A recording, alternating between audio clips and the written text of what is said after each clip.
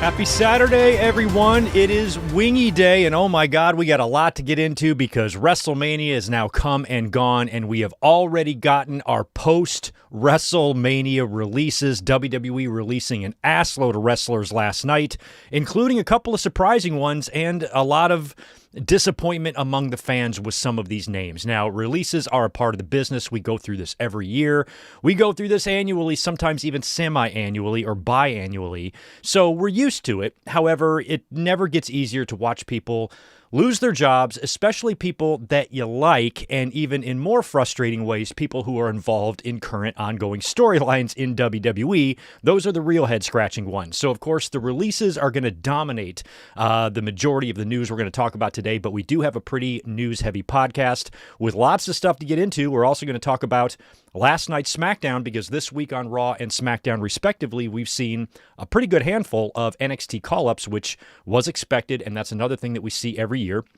So we had some people coming up from NXT and some people getting cut from the roster. We're also going to talk about some comings and goings. Evil has signed with WWE. We're also going to talk about the Pat McAfee situation. He has removed himself out of that ridiculous angle, and we're going to talk a little bit about that and why we're not going to be seeing that Backlash tag team match that we thought we were going to see. We'll have an update on Brock Lesnar, an update on Sol Ruca. We'll talk about the CM Punk fan incident at WrestleMania weekend. We'll talk about Ric Flair's embarrassing appearance on Ariel Helwani the other day. I'm going to talk a little bit about the Hogan documentary on Netflix, although I am saving a full review for that next week. Also, we'll talk some Lucha Underground and some WWE Saudi Arabia news, in addition to a little bit of a preview of this Monday's Raw, what we saw last night on SmackDown, and a really good Dynamite this past Wednesday. I really enjoyed Dynamite. The last couple of shows haven't really hit for me, but this one was really good. So I want to talk a little bit about Dynamite as well. And Darby Allin, who had his first title defense on Wednesday, and it sounds like he's going to attempt to defend this belt every week until he drops it, which I think will probably be at Double or Nothing. So pretty loaded podcast today. We have not been here since Monday night, since we wrapped up our very long week of WrestleMania festivities last week that I think we kicked off on Thursday and ran all the way through Monday night.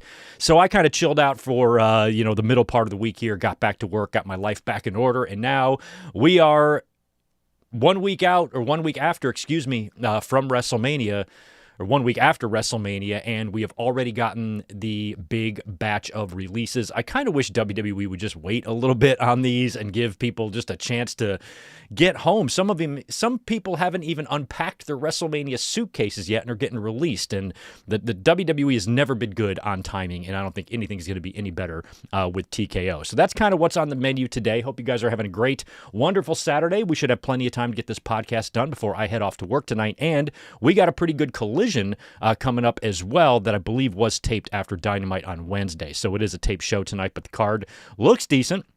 And we'll talk a little bit about AEW and Double or Nothing here at the end as well. So anyway, happy Saturday to you. I hope it's a beautiful day wherever you are.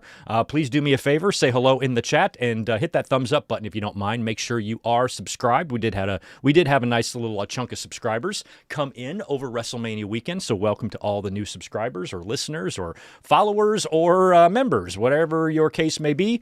Thanks for being here. Welcome to the podcast. We do this every single Saturday, where we run down the week's news and results and things like that. It's kind of our Saturday tradition that we call the Wingy. I used to call it the Winged Eagle Podcast back in the day, but I used to call it the Wingy for short. So I'm like, let's just change the whole fucking name of the podcast to the Wingy. It's Wingy Saturdays, guys, and that's what we're here to do today. So happy to see you. Glad you're here. Thanks again for being here. Let's bust through some quick shout outs so we can get into the news, because we have to talk about these releases. Of course, over the years, we've talked a lot about releases in podcasts. Whenever releases happen, they usually are the top story that we discuss in the podcast. In some cases, I've done full videos, on just the releases alone. But since these came on a Friday and our podcast is on Saturday, we're just going to wait till today and do it. So we will be getting into all of that. But it is good to see Dorian Moore, Melissa Hernandez, handsome Steve Jacobson. That makes two of us. Rodrigo is here as well. Ryan Adams, good to see you, bro. Thanks for all the updates yesterday as well. Odyssey Videos, Trey Lucado, Mike Rouse, David Brown. We have Coco in the house as well. Good to see Chaz, Jim K, Tatanani, Ian Dunn. Who else do I see? Boris, Sports and Things Show, TJ, Ricky Zalvadar, and Tomas Heredia. Appreciate that $5. We'll hit any supers that I see now. The rest of them we'll get at the end of the podcast here. I know it's just part of the biz, but the releases still upset me. WWE could try harder, especially with the Wyatt 6, Alistair, and the Guns. Yeah, we're going to be getting into all of that. But you know, we just have the same feelings every time. I mean, I think we say that exact thing to ourselves every single year. Releases are a part of the business, but that doesn't mean they don't suck. And I can usually keep my cool on release day. I think a lot of it is performative outrage and stuff like that. You know, it's just business. But so most of the time I try not to fly too far off the rails about people getting released, but I am really pissed off about Kairi Sane. I mean, she's one of those ones, and that's what happens every time. There's always one or two names you're like, what the fuck? You know, where some of them you can kind of understand, some are like, oh, that sucks, but I guess I get it, and then others are like, Jesus, what the fuck were they thinking? And if Kairi would have been released on her own, we would have R-truthed her back into existence, you know, but the fact that she's in the middle of this glob of talent that they've released, you know, you can't even really stand up for one specific person, but Kairi is the one that really bugs me the most. And I think if the fans were to will R-Truth's employment back into existence, why couldn't we do the same thing for Kairi Sane? But that's a whole nother thing. We'll see if we can get a "We Want Kyrie" or "We Want Sane" or "We Want Sanity" hashtag going in WWE and get this woman back, because what is Asuka going to scream now? We'll get into it in a minute, but I'm with you, Tomas. It sucks, but it's the way the business is. Sonic Plays, not sure if I got you or not. Real DJG, also good to see you. Good to see Angie in here, and Mohammed, and we got Max Pokebra, good to see you as well. William, Jose Lopez, anybody else chiming in on this Saturday saying hello? Good to see you. Thanks for being here. And here we go with some unfortunate news to open up with today. I mean, we're not going to waste too much time. We're going to get right into it. As you see here on the screen, there is a pretty big and shocking handful of talent that has been released by WWE and TKO, and all of these releases officially came yesterday, just a couple of hours before Smackdown went on the air. As a matter of fact, I think some of the last names we were hearing were about an hour before Smackdown went on the air. So WWE, one thing they have never been great at is timing. And a lot of times these releases do happen on like a Friday before a Smackdown. And I'm just not really sure what the point of that is, because Zelina Vega, as we saw, we'll talk about her later, but she had a few things to say about her release, but she was at home. She was at home with her earphones and her weird little fucking bunny ears or whatever the fuck that is that she streams in. And so it seemed like her and Alistair were home, so they weren't even at SmackDown. So I'm curious, like I always thought that maybe the releases happen on Friday in order to do as many of them as you can in person. Talent arrives for the show. You tell them you no longer work here. Goodbye. Try to do it in a more professional sense. Or if you just get a phone call or whatever from TKO, and I think in Zelina's case, she said it was a phone call. So I kind of thought they might do this on Fridays just so they can do it face-to-face in person. But then you have to do the walk of shame. Then you got to go in the locker room and say goodbye to everybody. I wouldn't want to do that either. So I don't know why they do it on a Friday night, especially on the SmackDown following WrestleMania, when you're going to have a lot of NXT call-ups.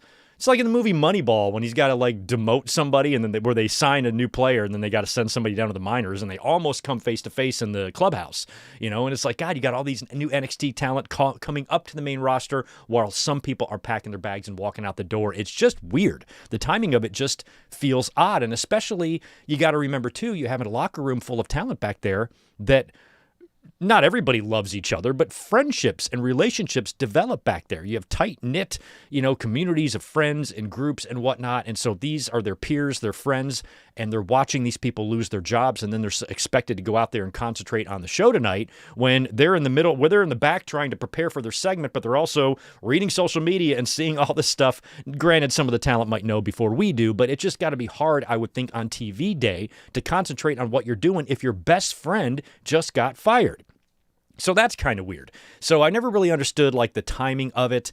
If it was up to me, of course, I understand why the WWE, from a financial and corporate sense, they look at WrestleMania as kind of like their reset, their new season. So it makes sense that releases are tied to WrestleMania, kind of a fresh start. But I would prefer them being in like late September. Keep it away from all the good shit, because if you're going to do releases 5 days after WrestleMania every year, your talent is going to start dreading WrestleMania. They're not going to want anything to do with it. They're going to be scared to go. They're going to be like, I usually look forward to WrestleMania. I fly my parents in. We have a good time. But I haven't been on TV in a few weeks, and I don't want to try to just have this great time at WrestleMania weekend, and then as soon as it's over, I am fired. Put it 2 weeks before a Saudi show, when nobody really wants to be there anyway. Put it right after WrestlePalooza or before a Saudi show, right at the end of September when nothing is going on. It's not tied to Mania, tied to SummerSlam, tied to anything else. It's at the end of September. You do your big sweeping releases, and then the talent has time to process this and also be able to enjoy the holidays. And then, bam, when January 1st hits, your non-compete is up. New year, new start. But that would require TKO having, what's it called? Soul. Yeah, soul, heart, compassion, courtesy, things like that. But they are ruthless, vicious, jungle fucking beasts, and they couldn't give a fuck less. So here are the names of wrestlers who are released. You guys already know them. You're staring right at them on the screen. We're going to start with the entire Wyatt 6 faction. 8 days ago, I was here for a Smackdown review. Last Friday night, Smackdown before WrestleMania.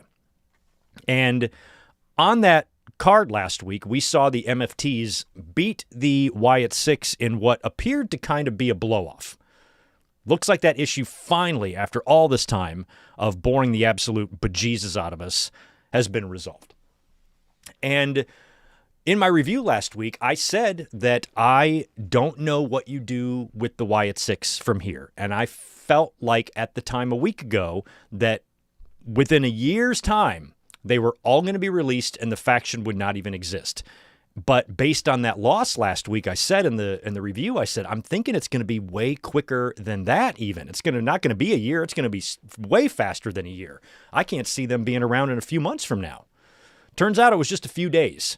As the very first tweet that I saw yesterday, I think, Ryan, it was you that tagged me in it, from Nikki Cross, who said, thank you, WWE, and goodbye. And I'm like, oh, shit.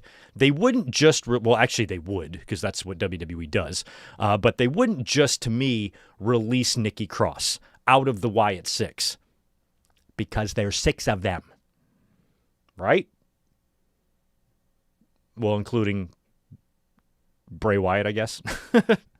Wait, I guess there's only 5 of them, but I think 6 is, there's a number and it's also spelled out 6. So now you're just going to be down Nikki Cross in the Wyatt 6. That's not happening. They're going to be the Wyatt 5.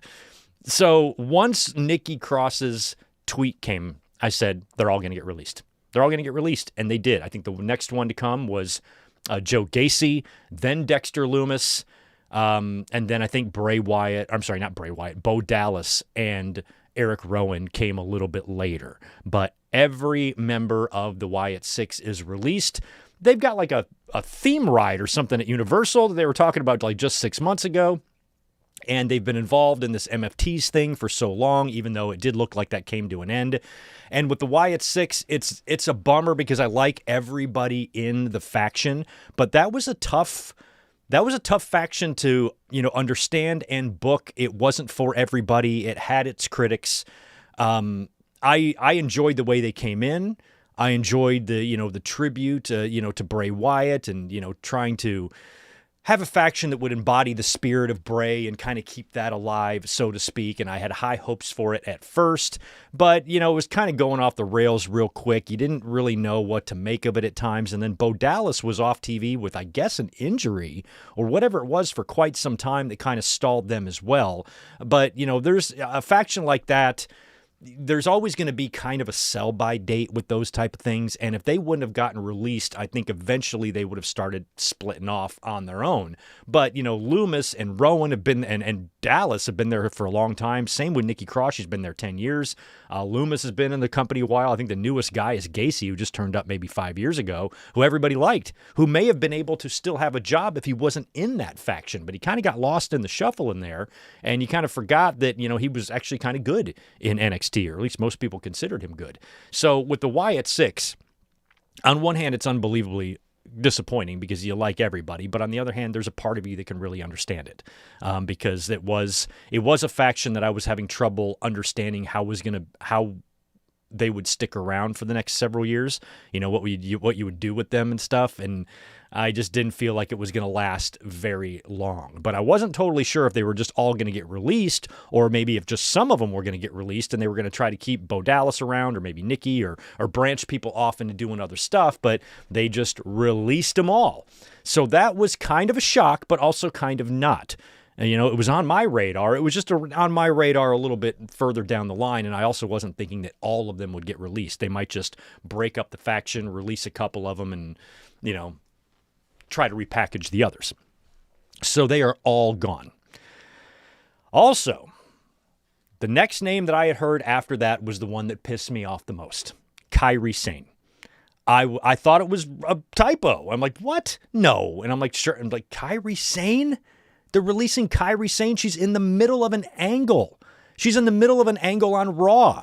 This whole thing that they've been doing for weeks and weeks and weeks, it's been very entertaining, honestly, with Kairi and Asuka, and Asuka being abusive towards Kairi, and of course the big yell, Kairi, which is tremendous and I love, and that's all been really, really fun.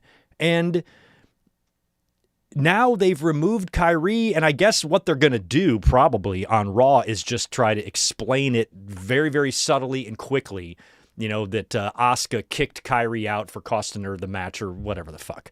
And that one is the most deflating one, I think, of all of them. And like I said earlier, when it comes to release days, we got to stop pretending that this is something we've never seen this before, and blah, blah, blah, and get all so uppity. We got to be able to control ourselves and manage our emotions on these type of days, because releases are something that are going to happen every year and have always happened every year. And we've all been through it a couple of dozen times, a lot of this together. We've been through this together. So you shouldn't be too outraged, because this is part of the business. But every now and then you get one of those talents and you're like, what are they thinking? What is the thought process behind this? Especially somebody that's featured on TV every week. It's not like she's sometimes on Raw. She's on Raw every week, every single week. So this, I thought, was going to tie into the Asuka and Io stuff. We were hoping that Asuka and Io Sky were going to face each other at WrestleMania, and there was all that stuff with the Bellas tie-in. If Nikki can't go, then it's going to be the Kabukis, and then none of that ever materialized. And I'm wondering, did they know that they were going to let Kairi Sane go all this time, and that's why they didn't do the Io Sky and Asuka match at WrestleMania, because they knew they were going to cut Kairi all along? That sucks, and it affected so many people there, because he could have gotten Io Sky and Asuka on the WrestleMania card, but they may not have, because what they knew they were going to be doing to Kairi, letting her go literally days after WrestleMania. So she's involved in this Raw angle. She's beloved by the audience. She's tremendous. Got the best elbow drop in the business. It's not like she's a talent that you're not finding any use for. I understand if you got somebody that's, maybe not the greatest wrestler in the ring, and they're not on TV very much, and you haven't used them, and you look at them like, what the fuck are they doing here? They've just been in catering since, January. Let's just get rid of them. I kind of understand that, even though it's hard, it's awful. I understand that aspect of the business. Kairi is one. Why in the world would you, if you're managing talent, or you're looking at a talent roster, and you're looking at Kairi Sane as someone you want to get rid of? Is there something here I'm not getting?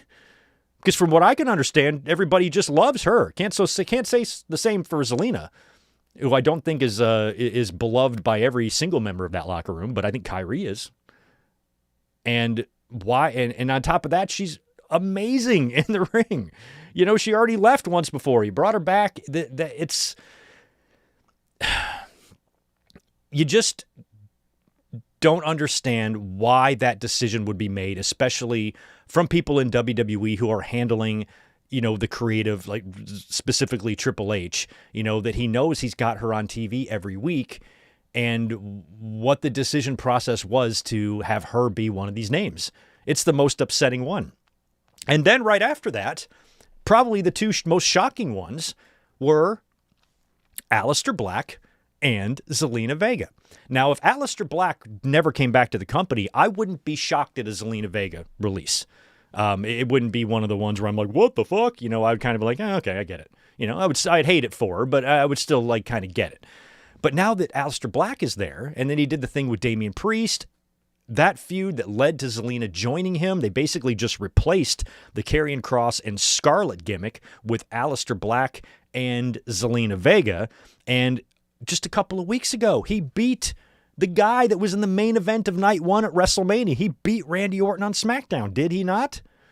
So he's even been involved in stuff. And I was happy to see Black back. I thought the pairing with Zelina was a good idea for them. And I was not expecting them. That is pretty shocking that they let them go, especially since Aleister Black just came back. Was it last year after Mania? Or I forgot how long he's been back now, maybe a year? And coming back from AEW after leaving WWE, going to AEW, now coming back. Is he going to go back to AEW? I was worried about, Bridges still standing, but I know he left them on pretty good terms, even though some of the fans were speculating maybe it wasn't. He had good things to say about Tony Khan.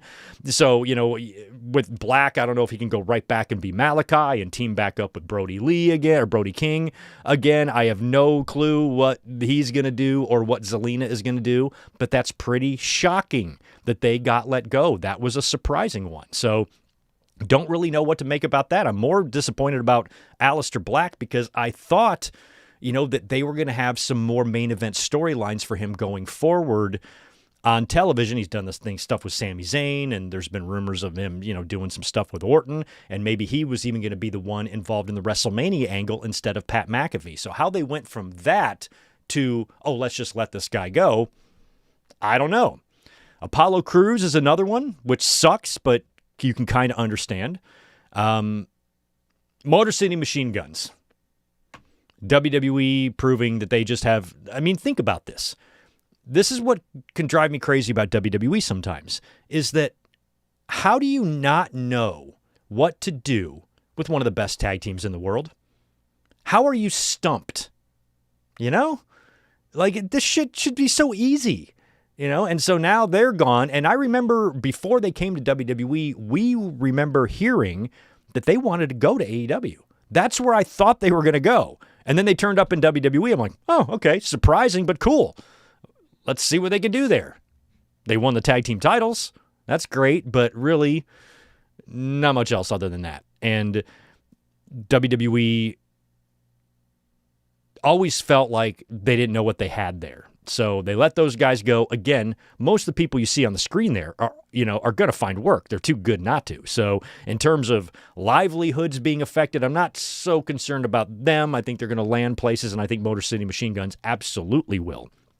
So they're going to be fine, but it's just like, Jesus, WWE. And then, of course, another funny one was Santos Escobar, because we had heard that he was leaving, but then WWE just re-signed him again a few months back, and he's been down in AAA, and I think he's been working through an injury, and they let him go while he's rehabbing an injury. Also, she's not pictured here, but or they are not pictured here, these two women, Zoe Stark and Alba Fire.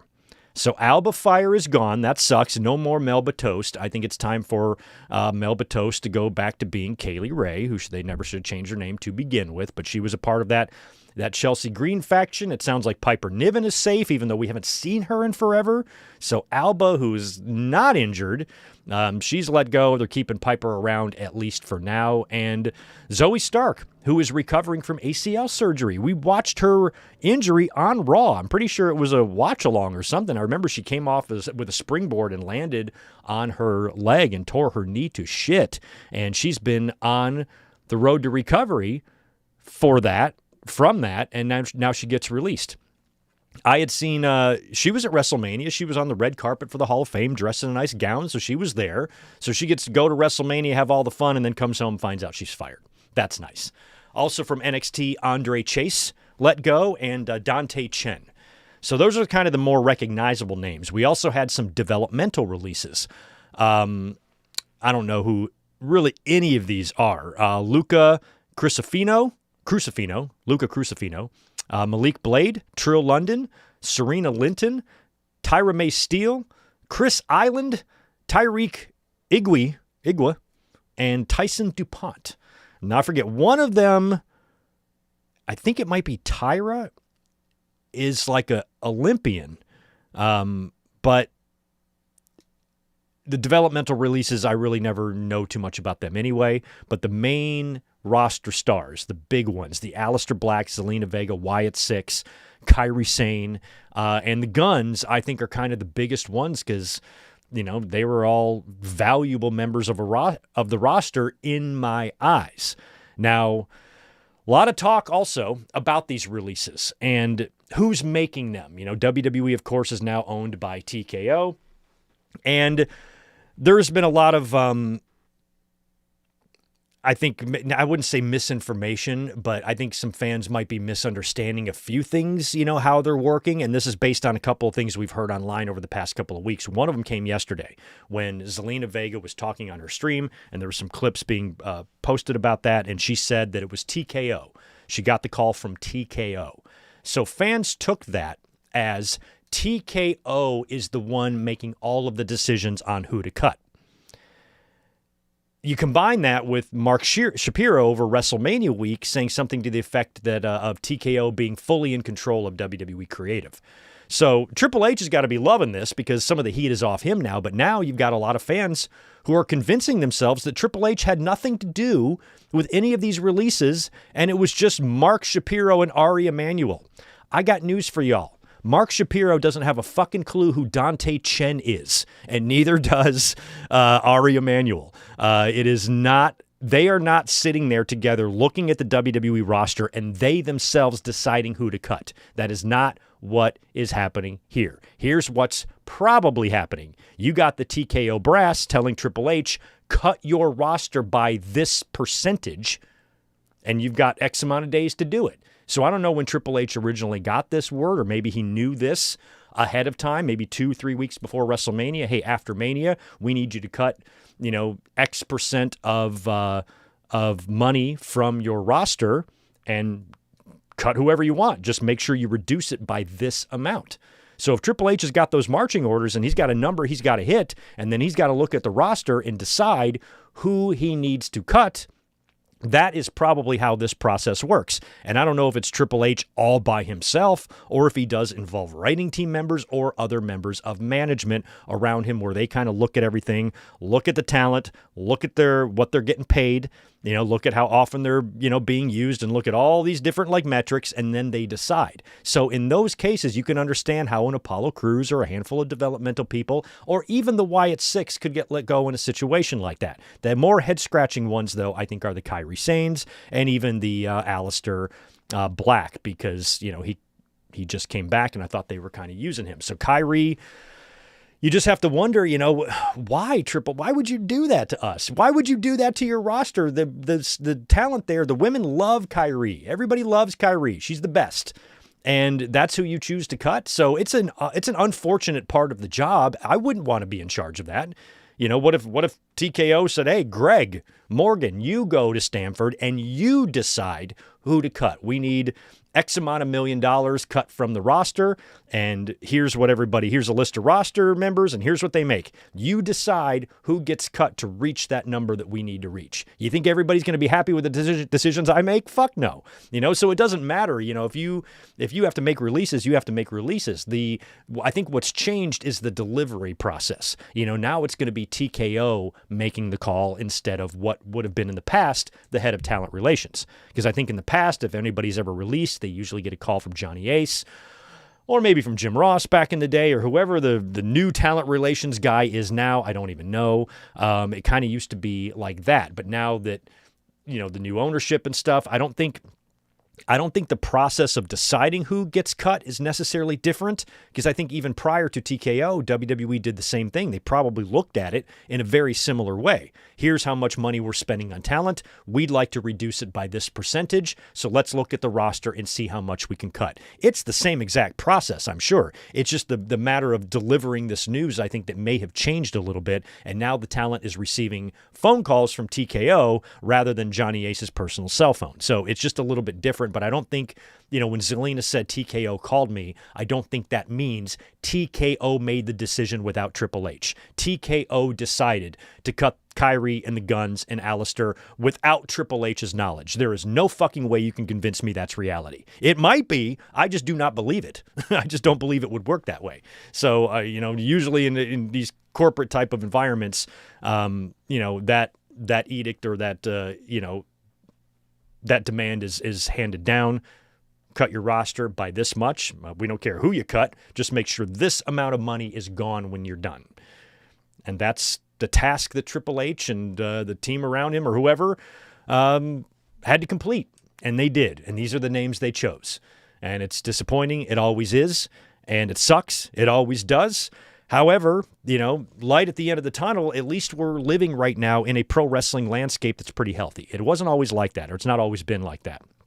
And you have a clear number 2 now, which you didn't have before with AEW. So obviously that is an option. But again, we say this every time with releases as well. You don't want to just look at every talent and immediately think they can all go to AEW. They're not all going to go there. You don't want to do that. You don't want to sign everybody. If I'm Tony Khan and I'm looking at this, I'm at least wanting to bring in Kairi Sane if she's not going back to Japan, or maybe if she does, she can still come in and out and work, because she did have that match with Mercedes, right when Mercedes went there and dropped the IWGP to her, right?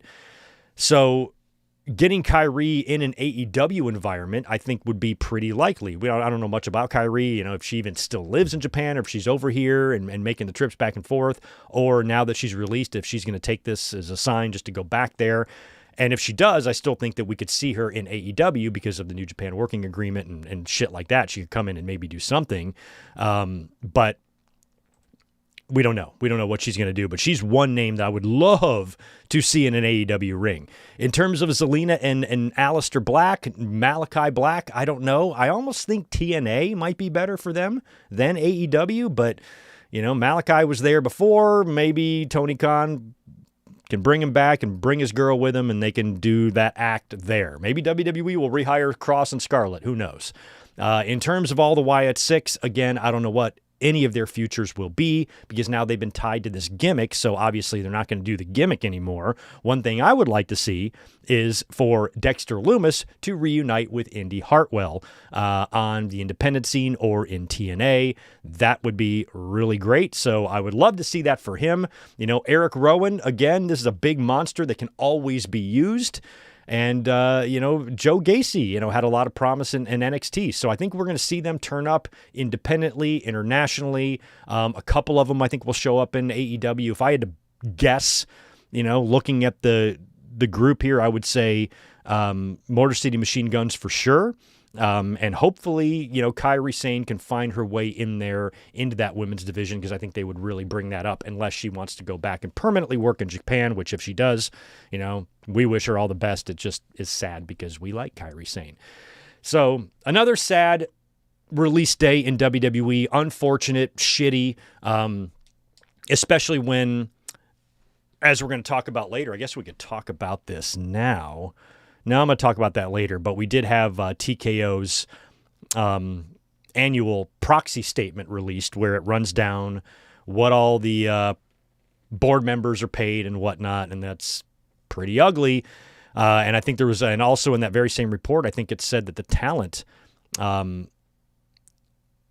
15% of TKO's money goes to talent. So it's not even that much, in the grand scheme of things. So these record profits, these record numbers, these highest grossing gates, the success of WrestleMania, and all these big, humongous financial numbers that they flaunt, they tout, and they brag about. And you have to wonder, why are we letting go Kairi Sane? It's just insane. It's insane. It's insane, no pun intended. But anyway, all the best to the release talent.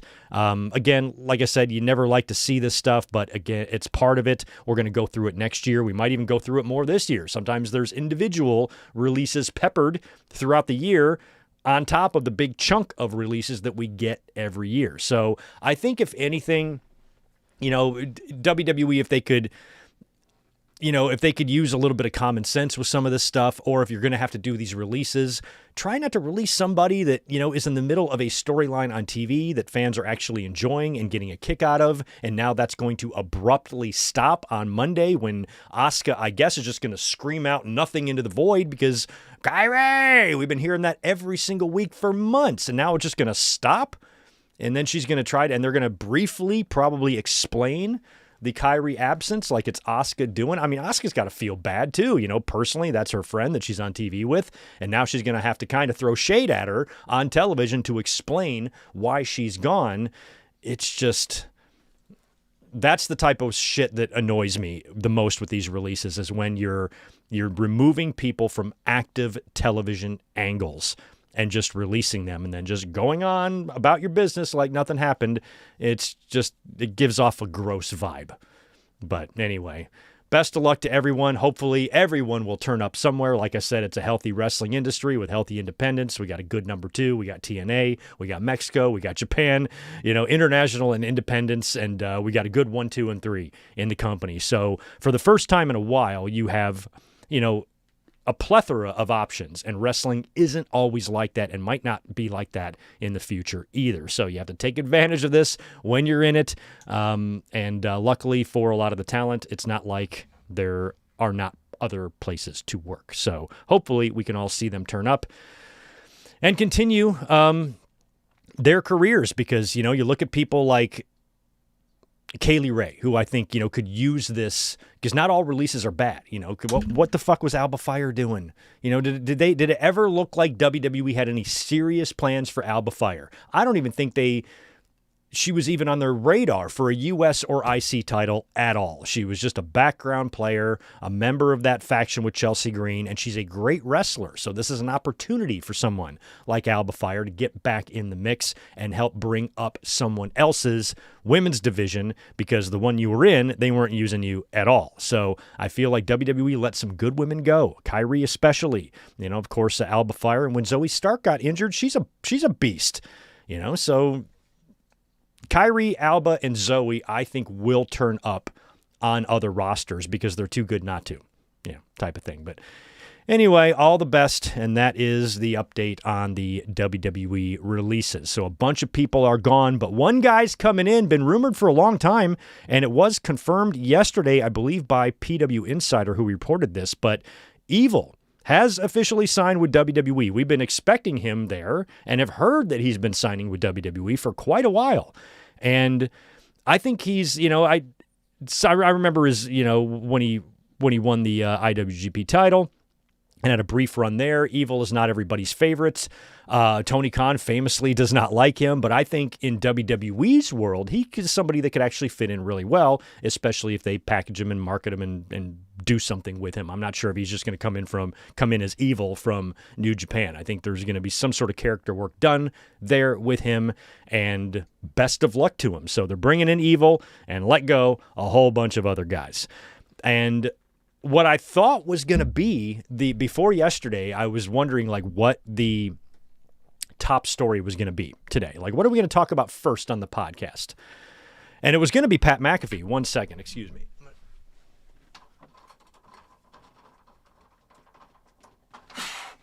There we go. Just adjusting my light. I didn't like how bright it was. Just wanted to shut my blinds. There we go. So anyway, all the way up until yesterday afternoon when we learned all of these releases, I thought our top story was going to be Pat McAfee. That's who I thought we were going to be talking about, Pat McAfee, because as we saw at WrestleMania, Pat McAfee did not do much in that Randy Orton and Cody Rhodes match. And as a matter of fact, when he came back out there after getting elbow dropped through the table by Jelly Roll, he comes back out in the referee shirt and the neck brace and then counts Cody, but then does a legitimate count. He's like a biased, evil, heel douchebag in a referee shirt. Why are you stopping when Cody kicks out? Why don't you just count 3 and give Randy the belt? I guess that's why Randy RKO'd him. And then he got RKO'd. Cody came back to beat Randy Orton, retain the WWE Championship, and Pat McAfee, as per his own social media video, he said that if Randy Orton does not win the championship, then he would disappear from pro wrestling completely, and It looks like he has. And word is now going around that it was himself. He was the one that dropped out of this. He removed himself from the angle, mostly due to the fan backlash. Here's what Meltzer had to say about this in The Observer. Or no, I think on the podcast. He said, and I quote, with the Pat McAfee thing, he opted out. So that's what actually led to everything changing.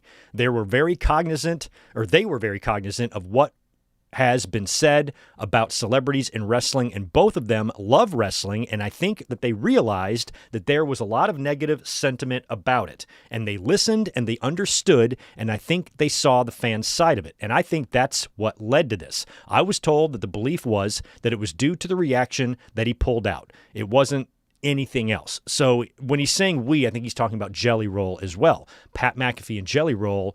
I think even Jelly Roll said something on last week's show, or when was it? He said, we got no business being anywhere near this, So, they're aware of how the fans are feeling. And Meltzer is claiming that McAfee, was seeing the backlash and decided, I don't want to be a part of this, which is great. I'm so glad he made that decision. Same goes with Jelly Roll. I'm glad that they understand, hey, the fans are, don't want to see us all up in their form of entertainment, or at least if we are, in proper doses to where we're not pissing off the fans. But everything that TKO made WWE do with Pat McAfee was an instant turnoff. The fans rejected it the minute they laid their eyes on it.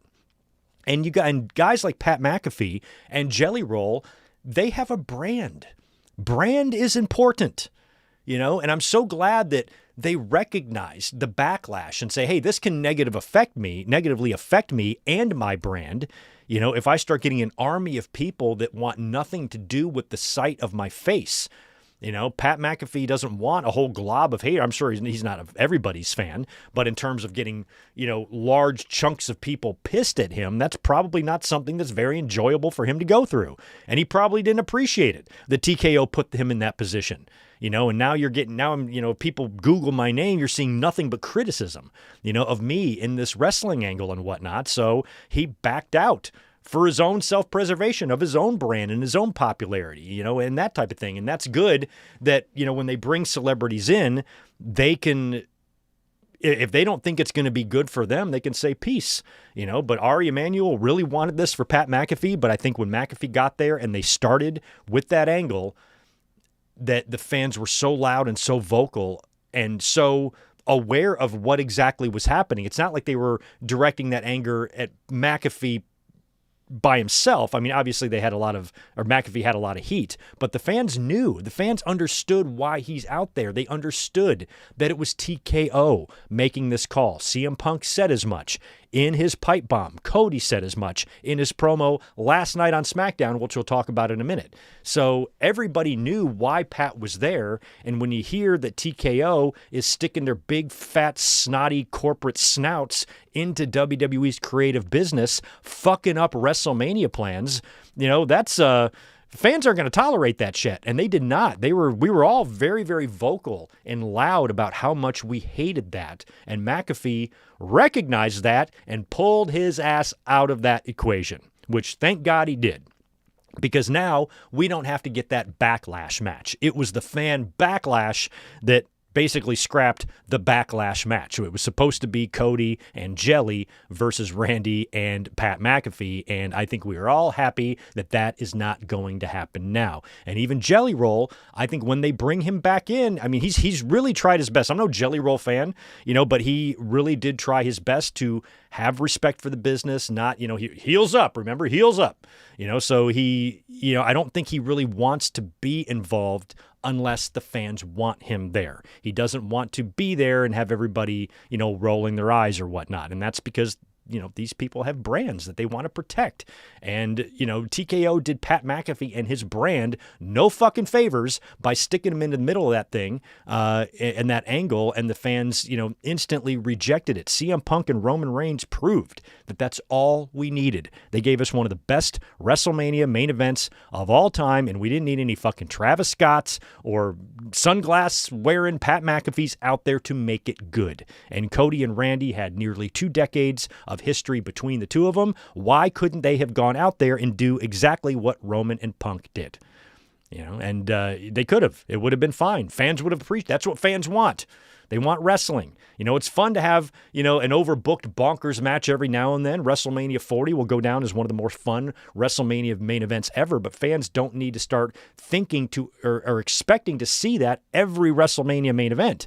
They don't all need to be like that. We need some Punk and Romans in there. And I think Cody and Orton could have done the same thing if they were allowed to do it. So good on Pat for getting his ass out of there.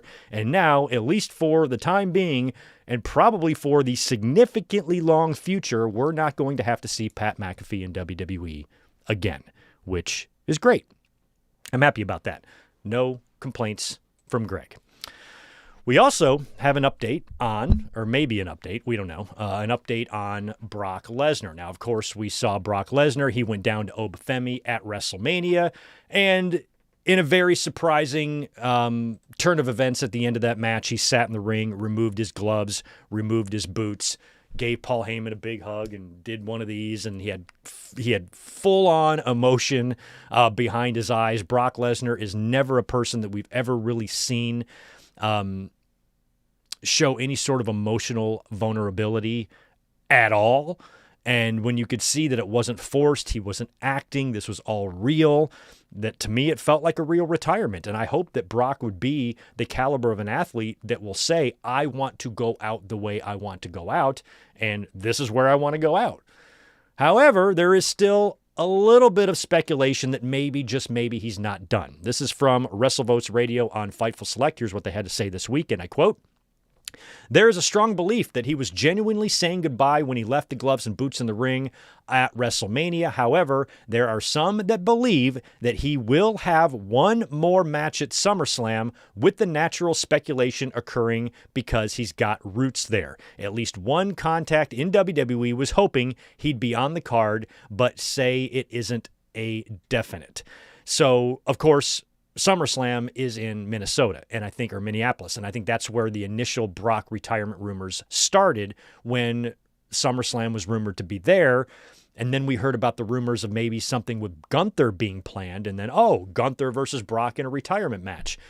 Then Gunther attacks Seth Rollins on TV and has a backstage segment with Paul Heyman where he says, "You're going to owe me big for this. It's going to be way more than a thank you. You're going to owe me big." And immediately, light bulb went off. Oh, shit, it's going to be Gunther wanting a match with Brock, and it's going to be a retirement match, and Brock is going to be another name added to Gunther's list. But once Brock did what he did at WrestleMania, from a fan's perspective, from somebody who has watched Brock Lesnar from the very first day he stepped into that company. I was 25 years old when Brock Lesnar debuted. He and I are the same age. And watching him all of these years, that is exactly how I would expect him to go out. Without knowing it, no stipulation, not going in knowing it's going to be the last time. And that's a question I have for fans. Like when it comes to retirement matches, what do y'all prefer? Do you prefer knowing that it's going to be someone's retirement or being surprised by it? I think it's a case-by-case basis. I think some guys I want to know. With Shawn, I wanted to know. With Flair, I wanted to know. With AJ, I wanted to know. Cena, I wanted to know. But Brock, he's a guy that I would expect to do it differently because everything he's ever done in his career has been different. So when all that went down at WrestleMania, as a fan, I was satisfied. As a fan, I don't know about y'all or anybody at home or anybody else, I do not need Brock and Gunther at SummerSlam if Brock is going to retire at SummerSlam. I'm just happy with this retirement. The only way I would be okay with Brock retiring at SummerSlam is if Brock wants to retire at SummerSlam. He's got the roots there in Minnesota and to be in front of that audience, but they've never really played up Brock's hometown. I'm sure has Brock even had a match in Minnesota? I'm sure he has, but if WWE has WWE ever gone into Minneapolis for a pay-per-view or a Raw and Brock's been on it and they've talked about the reaction to him being differently. They've never really played up his hometown the way they play up CM Punk being from Chicago, or Austin being from Texas, that type of thing. So I don't even know if the SummerSlam thing matters.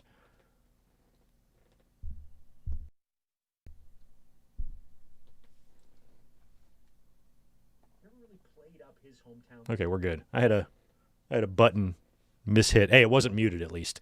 So, Brock, if he is going to retire in Minnesota and that's what he wants to do, great. No problem. Let's do it. But WrestleMania just felt so perfect.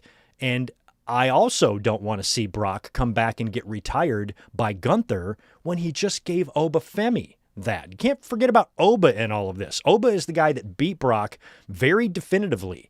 And that is a great way. I mean, Brock wants to do business. Brock wants to give somebody a nudge on his way out. We have heard that that is something that he wants to do. Gunther, who's retired Goldberg and AJ and Cena, and even though I like the retirement gimmick and I hope he does retire more, I don't think Gunther needs Brock. Oba is better to have for Brock. So if Brock wants to retire in Minnesota, then I think he has a rematch with Oba Femi. You know what? I did some thinking about it, Oba. You got lucky. I don't know what the fuck happened at WrestleMania. I'm a beast. I know I can beat you. Let's run it back one more time. And if you beat me again, then I will walk away from the business forever. And then Oba beats him again. I'd rather see that than Gunther at this point. But you still feel like Gunther is going to be a part of this because of the Heyman thing, so we'll see how it all plays out. But if I had any say in it, if Brock would allow Good Mic Work, the YouTube podcaster, to determine his professional fate, I want him to be done. I want WrestleMania to be the end of it. I do not need a SummerSlam match unless it's a rematch with Oba and Oba just beats him again. Basically, essentially retires Brock twice. Maybe Brock, thinks about it, like I said, and says, no, wait. I want to unretire. I know I can beat Oba. I know I can. I got to take another crack at him before I completely hang it up.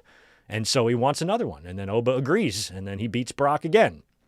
And then Brock's like, okay, now it's for real this time. Off comes the gloves. Hey, now I'm in Minnesota and I can say goodbye to everybody. Maybe I got some family in the front row.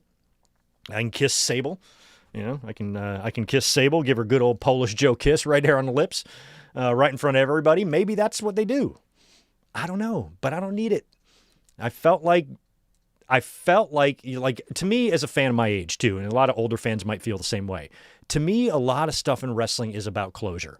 I've always been that's why I've always been weird about Hall of Fames and even retirements sometimes, and how uncomfortable I feel. Like I really do feel uncomfortable inside of me that Shawn Michaels wrestled bald in Saudi Arabia. That bugs the fuck out of me. Because he retired and he stayed retired. So many guys, the Funks, the Pipers, the Foleys, who retire 9 times in their careers. Finally, we got a guy that's retired and stayed retired. But once that Saudi money comes calling, he came out of retirement and now that's his last match instead of that masterpiece at WrestleMania 26. It's like, fuck. What are you doing that for? So I think about that stuff a lot. And for personal closure, for personal Brock Lesnar closure, I got it at WrestleMania. And I don't need to open it back up just to try to reclose it. And this time you don't have the lid closed all the way. That's what annoys me about some of these retirement. Ric Flair bugged the fuck out of me, because right after he retired, he's in TNA. Picking up another payday. Ring is off, watch is off. You know what? Fuck you, dude. So, do what you want or whatever, but goddamn, they gave you such a good retirement, and now your last match is you basically, having cardiac arrest, in a ring, in a tag team match, wearing a t-shirt. You look worse than, Trump when he's got to listen to somebody else talk. He just falls asleep, and so Flair ruin that. And a lot of guys ruin it, Terry Funk, his whole retirement was featured in a big part of the Beyond the Mat tape. He wrestled later that year in WWE as Chainsaw Charlie, or a few months later in WWE when he popped out of the box as Chainsaw Charlie. I was at the Raw in Richmond. The Funk and Foley brawled right past me. That Falls Count Anywhere match they had on Raw back in 97, like right after Unforgiven, ahead of Over the Edge, 98. They had that big Falls Count Anywhere match or whatever on Raw, and that was awesome. They brawled right past me, right past the popcorn machine. You can catch me on that episode. You can see me in the crowd there. But all those guys, they undo their retirements. So Brock is a guy that looks like when he says he's doing something, he's going to do it. And he's not just going to undo it due to pressure from TKO or something. So I would like to think that if Brock Lesnar has any kind of match at SummerSlam, it's because he wants to, not because of a contractual obligation or him feeling pressure, from TKO or WWE or anything to have one more. I just hope it's his call. So we will see. Also, there was a lot of talk this week. This probably would have been a bigger story if we wouldn't have had the releases like we talked about. But WrestleMania weekend, the talent really dealt with a lot of bullshit from the fans. Multiple wrestlers had things to say about getting mobbed at the hotel. You can't even get off the elevator because the minute the door opens, you are swarmed by an army of little butt fucks who want something signed or want a picture or just bugging the hell out of you. And it got really bad for a lot of talent. Plus, you're in Vegas and everybody is just everywhere. Fans learn where the WWE hotel is, which I think was at the MGM Grand. I can't remember. And of course, they're mobbing them there, swarming them there. Same type of people who follow wrestlers, to the airport and, bug them at the airport and all that type of stuff. So wrestlers really dealt with a lot of that. And we had heard a lot about it from a lot of the talent. Well, then a video surfaces, I believe, of Monday. Now, this is after WrestleMania now, after WrestleMania Sunday. So it's either Sunday night or it's Monday morning after CM Punk is lost to Roman Reigns. There is a fan who is trying to film Bayley and AJ Lee, who are having a little moment. They're hugging. They even kind of put their hand in his face to stop filming. They walk away. He follows them, continues to film them until Phil shows up and slaps the phone right out of the guy's hand and kind of gets in his face, and they get the guy out of there or whatnot. And of course, Punk, was involved in yet another fan altercation. Years ago, when he was a spinner belt champion, he was up in the fans on Raw, remember? And he's holding his belt and he's talking, and somebody hits him in the head by accident, and he turns around and slaps the complete wrong guy. Somebody catches Punk with like an elbow to the side of his head. He turns around, the first person he sees, he slaps the fuck out of. Punk was a little wrong in that instance. But in this one, I think a lot of people are on Punk's side. And Punk received no disciplinary action for this. He did not get in trouble by WWE or TKO. And apparently the fan wanted an apology from Punk, which I think is just insane. You're the one that needs to be apologizing, dude. You are invading people's privacy after they told you no. So somebody comes and slaps the phone. He didn't slap your face, or physically assault you or put you in the hospital. Then, yeah, you might deserve an apology and, maybe a lawsuit, but he just slapped your phone out of your hand. I also heard, now I don't know, this is just what I saw, you guys can confirm, was this gentleman fired from his job? I actually think that goes too far. I think the guy was wrong, but again, you don't know the situation. When I see somebody filming someone, you immediately want to call them a loser and an asshole and a jerk off and a fuck and a douche nozzle, and that guy probably is, but there is also the other side of that maybe, just maybe, you just had a clueless idiot who didn't know any better. Let's just say, for argument's sake, that this was this guy's first ever wrestling show. He has never been to a wrestling show. He goes to WrestleMania in Vegas. He's in a hotel. He sees wrestlers everywhere, and he just doesn't quite understand the etiquette. You would think a lot of this shit is common sense, especially for an older guy like he appears to be, but maybe you're just catching somebody that's just so dumb, they just don't know, and they need that lesson to be taught to them. Others know that they shouldn't be doing it and are doing it anyway. And in a case like this, even though there's a big part of me that feels great that Punk slapped that phone out of his hand, I'm trying to be a good person, so part of me always also has a little bit of sympathy for the guy. I'm like, well, what if, just for argument's sake, yes, you're right. There's a 98% chance this guy's a complete fucking loser, asshole who deserved everything he got. But what if he was just a little bit dumb? Maybe he realizes, oh yeah, I didn't really understand that these wrestlers go through a lot and they're always being mobbed and I should respect their privacy and their boundaries. Maybe he just doesn't understand. He hasn't had the boundaries conversation yet. He should. He's a grown-ass fucking man. But I'm just saying, you never know. So not every single one of these situations is going to be the same, but most of them are. Most of them are going to be the same, and most of them involve fans who are too stupid or don't care or too inconsiderate to respect privacy, respect boundaries. To them, it's all about them, what they can get on their Instagram to their 200 followers, getting autographs on shit instead of waiting in line and paying like everybody else does. They're trying to get a freebie. Now, if you're doing something like that to get something signed to sell it on eBay, I hope you get run over by a car. I don't care about you at all. But if you're just an innocent person standing there and then Bailey and AJ appear in front of you and you're like, oh shit, I'm gonna get my phone out and film this. And you just don't understand yet. You know, you don't know where this guy lies, you know, in the extreme of it, you know, could be anywhere from the top to the bottom. So he got a big dose of reality there. And apparently he might have even lost his job, but I don't even think what he did would have been worth, like, basically if he was one of my employees at my restaurant, I wouldn't fire him for that.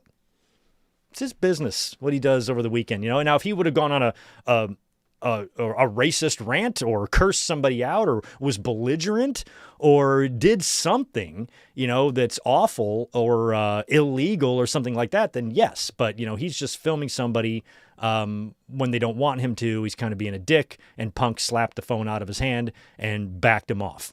But I don't think he deserves an apology. No better, motherfucker. That, you know, I'm sorry you're a loser. How about that? You know, but I think people should just know better in these situations. That guy did not. And I think a lot of that was a whole weekend of this happening, and that was just frustrations boiling over. Punk has seen and heard all of his peers dealing with this shit for 4 days, and now it's Monday morning, and you got somebody with a phone camera in the face of your wife who doesn't want it there. I'd slap that phone out of your fucking hand too.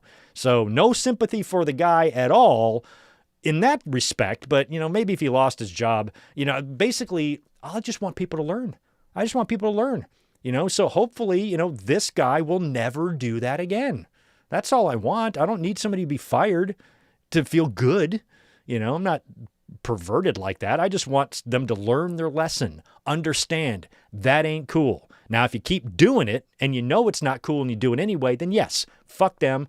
Let's get them fired from their job, find out who they are, identify them, put all their dirty laundry all over social media. I don't care. You know, but in this just one instance, slap the phone away from him, tell him to get the fuck out of there, and let's hope that next time he goes to a wrestling show, he knows how to behave himself. That's all I really ask. But a lot of that is a lot of frustration boiling over, and of course, your wife is involved. So you can't really blame CM Punk how he acted. Drew McIntyre had something to say too. He put up a social media post with a video of hours of him meeting fans that was sped up just to about 2 minutes, and just seeing how many people he met, how many autographs he signed. And he put this on social media, and he said this, for those fans who spent hard-earned money on a chance to say hello, take a photo, have something signed, or give me one of my many, many bracelets, I appreciate each and every single one of you. To those who rushed my family and I in the hotel, kept your kids up till 2 a.m., throwing them in front of us, or shoved a camera in my face without asking, you're lucky I'm a calm-natured person outside the ring. Please don't ever do that again. AJ Styles also said that he was completely fucking mobbed. So, and again, the women, you know, you got to think about them, you know, how, you know, they're an even greater risk. There's that, when was it the Italy show? Where were they overseas? And Rhea Ripley, all by herself, nobody with her, walking to her, I guess her rental car, and she's just being swarmed by smelly, fat men wanting autographs, wanting to film her, you know, black t-shirts, you know, marinara sauce all over their fucking chest, dandruff on their shoulder, screaming at this woman, you know, to give her an autograph or a picture or just to film her, just camera right in her face, like camera right in your face, filming you as you're trying to get in your car or do whatever you're doing. And TKO, with all of this money they have and all these profits that they brag about, where is the money for security? You know, why can't you just block? I mean, I thought they used to do that, actually. I always thought there was a talent hotel and there was, you know, some areas you just can't access. You can't get the wrestlers in and out through the parking garage or a back way or something like that just to kind of protect them. Hell, even if you're famous at Disneyland, there are services in place to give you and your family the privacy you need. Fucking, they can even do that shit in Disneyland. You know, so like with these wrestlers, if they're going to be staying at a hotel, you know, at least have them their own private ways in and out of here, or provide security, especially for the women. You know, Liv Morgan should never be walking around the streets of Vegas by herself. You know, that's a dangerous situation she could be in. You know, so I think security is an absolute must, because something bad is going to happen at some point. We've already had some close calls. We've had people breaking into houses of wrestlers. Sonya Deville was, 5 feet away from being kidnapped and tied up and thrown in a trunk. Some fan jumped the barricade on Raw and attacked Seth Rollins right in the middle of the TV show. He could have had a knife, could have had a gun, could have had a razor, anything like that. And now you're getting talent getting mobbed outside of hotels, on the streets, in the airports. I think you should provide security for your wrestlers, especially when it comes to shows like WrestleMania that are in Vegas. All these wrestlers are spending their entire weekend doing meet and greets. That's all they're doing is working their jobs, doing meet and greets, meeting fans, doing stuff. The last thing they need to be worrying about is having to continue that on their off time. They're getting to the hotel. They're just trying to get up to the room to take a shower, and they have to take pictures with 19 more fucking fans. That's not the way it should be. You should have real professional security detail. All these pop stars and shit happen. When Justin Bieber hops out of a limo, he's got 400 pound dudes surrounding him. I'm not saying go like Michael Jackson security or nothing, but they need some security. They need some security and some protection, and it should not be that expensive for TKO to do that. It should be a very, very minor business expense to protect your talent. Start doing that, TKO, because at some point a wrestler is going to get hurt or a wrestler is going to lose their cool and hurt someone else. One of those two things is going to happen if this shit doesn't get better. Okay, let's see what else we can talk about here on our list. Next thing on my news list here, y'all catch, did y'all catch Ric Flair on Ariel Helwani? So Ric Flair was a guest on Ariel Helwani's, show, and he was doing a remote interview, so this was on video. And the downward spiral of Ric Flair continues. He made a complete fucking ass of himself for every single minute he was on this show. This guy is so fucking insufferable that I just can't with him anymore. This crusty fuck. Just enough with this stuff. And Ric Flair is so much worse than Hulk Hogan, And I'm going to talk about Hogan in a minute.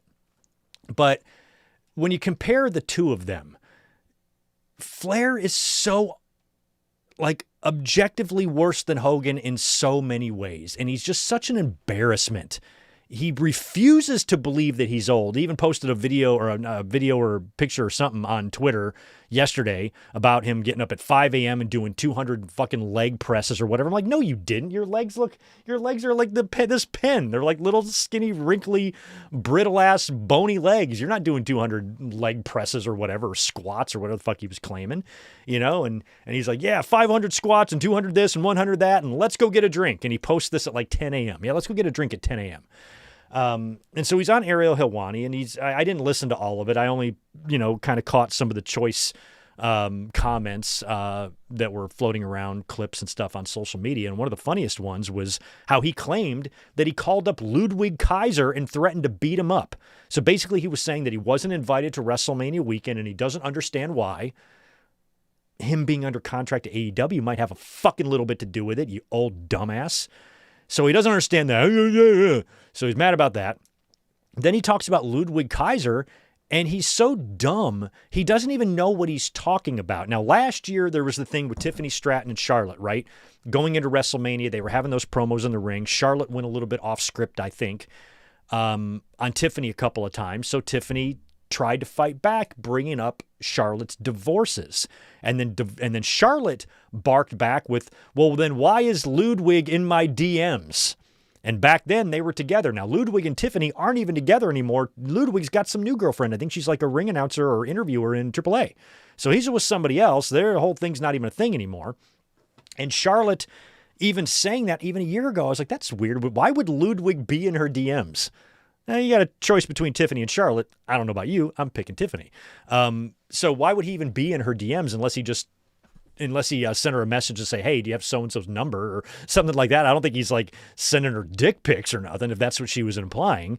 So she says that why is Kaiser in her DMs? So Flair somehow thinks that Ludwig needs to be beat up, and he kept calling him this little British kid or something. He called him up and threatened to kick his ass. I would like to see you try, Ric Flair. Here's one thing I am 100% certain of, and I would bet everything I own on this. Elizabeth, you guys have met her. She's been on the stream with me before. She would beat the shit out of Ric Flair if they got in a fight. She would absolutely beat his ass. I mean, so would I. But Elizabeth would do it. And she's 5'2", or 5'3". I don't know how tall my own wife is. But she's not very tall. And she could whoop him up. She could whip him up. You know, what's he talking about? I'm going to kick this kid's ass. Go ahead and try it, Ric Flair. Whose ass are you going to kick? You're going to fall down trying, you know, for fuck's sake. Like, just this tough guy shit, you know, and he believes that, you know, he should have been invited to WrestleMania and he should have been given all the contributions that he had to wrestling. He should be given the red carpet treatment. I'm like, they're not going to bring you in to do anything during WrestleMania weekend because you're still under contract to AEW. That's probably the reason. He was hanging around in the WWE hotel, just at the bar, getting fucking hammered. Nobody invited him there, just showed up there, you know, just hanging out all weekend there. And even mentioned that he's claiming that Dennis Rodman wanted him to induct him into the Hall of Fame. So he told the company that, but when he did, he never heard back anything. I don't know why Rodman would want him to induct him. I don't know, but Rodman's very weird, as we saw from his Hall of Fame induction.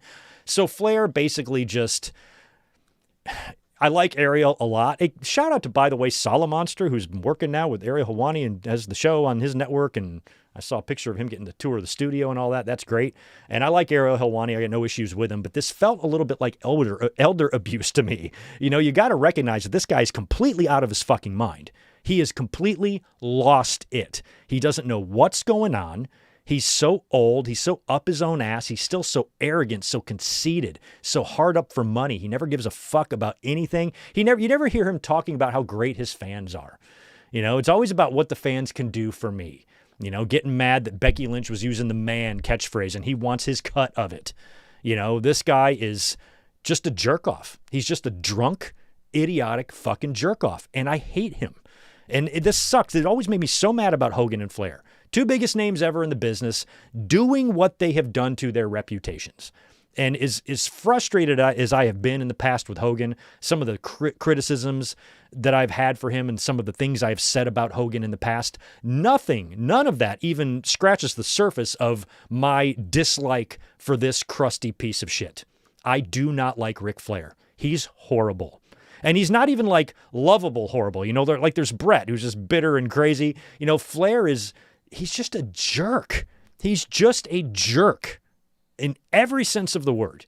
And how old he's now, mid-70s, and he's still just at the bar, just drinking like he's 25 years old, threatening to beat people up, claiming he's doing 500 squats in the gym when he's fucking nearly squatted halfway into a coffin already.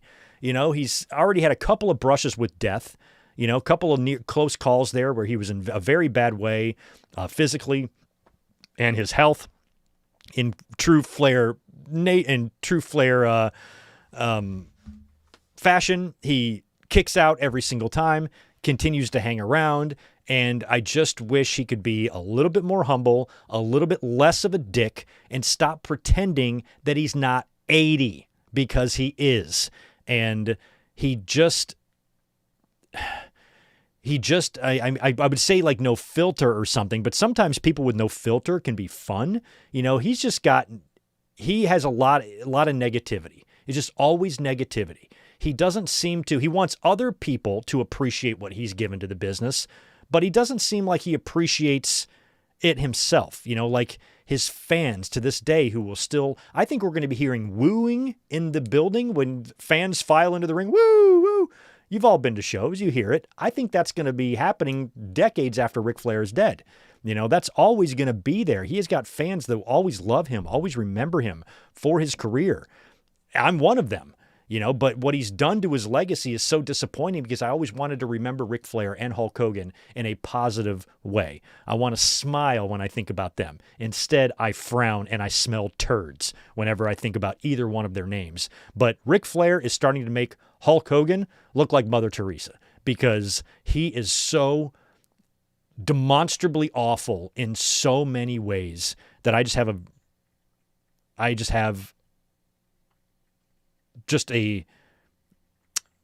I don't know, what's the word? I'm trying to think of what I just said. Like when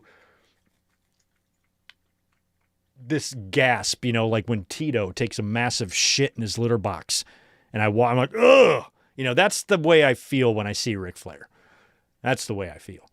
But anyway, if you want to check out that interview with Ariel Helwani, do it. It's awful. And you can see what an absolute mess this guy has become. And his tweets, too. You guys have ever read his social media posts? I mean, I don't know if he's having somebody do this for him or if he's really typing these things out, but he tweets every sentence, or he capitalizes every word in every sentence and paragraph that he types, which seems like it would take a while. So he's just weird, and I don't like Ric Flair anymore very much. Hate to say that. We talked about Hogan a minute ago. So Hulk Hogan had his big 4-part Netflix documentary released. I am 1.5 episodes into it. What I'm going to do is come up here next week and we're going to do a live review of this thing. I just want to see what my schedule is. So probably Tuesday or Wednesday or Thursday, I'm going to schedule a live stream where we're going to review all 4 parts of the Hulk Hogan Netflix documentary, and I'll give you my full thoughts on it. Based on what I have seen so far, I was watching this basically because I have to. I also want to talk a little bit about the Shawn Michaels documentary. We'll try to touch on that next week. That one was very good. But the Hulk Hogan one, I'm like, well, I have to watch it, even though since it's in association with WWE, it's going to be more rewriting of history. It's going to be more of the side that they want to tell. They're probably going to be downplaying, maybe whitewashing a little bit of some of the controversy surrounding Hogan. And it does look like they got into a fair bit of it, but there is still a lot that they are going to neglect and not mention.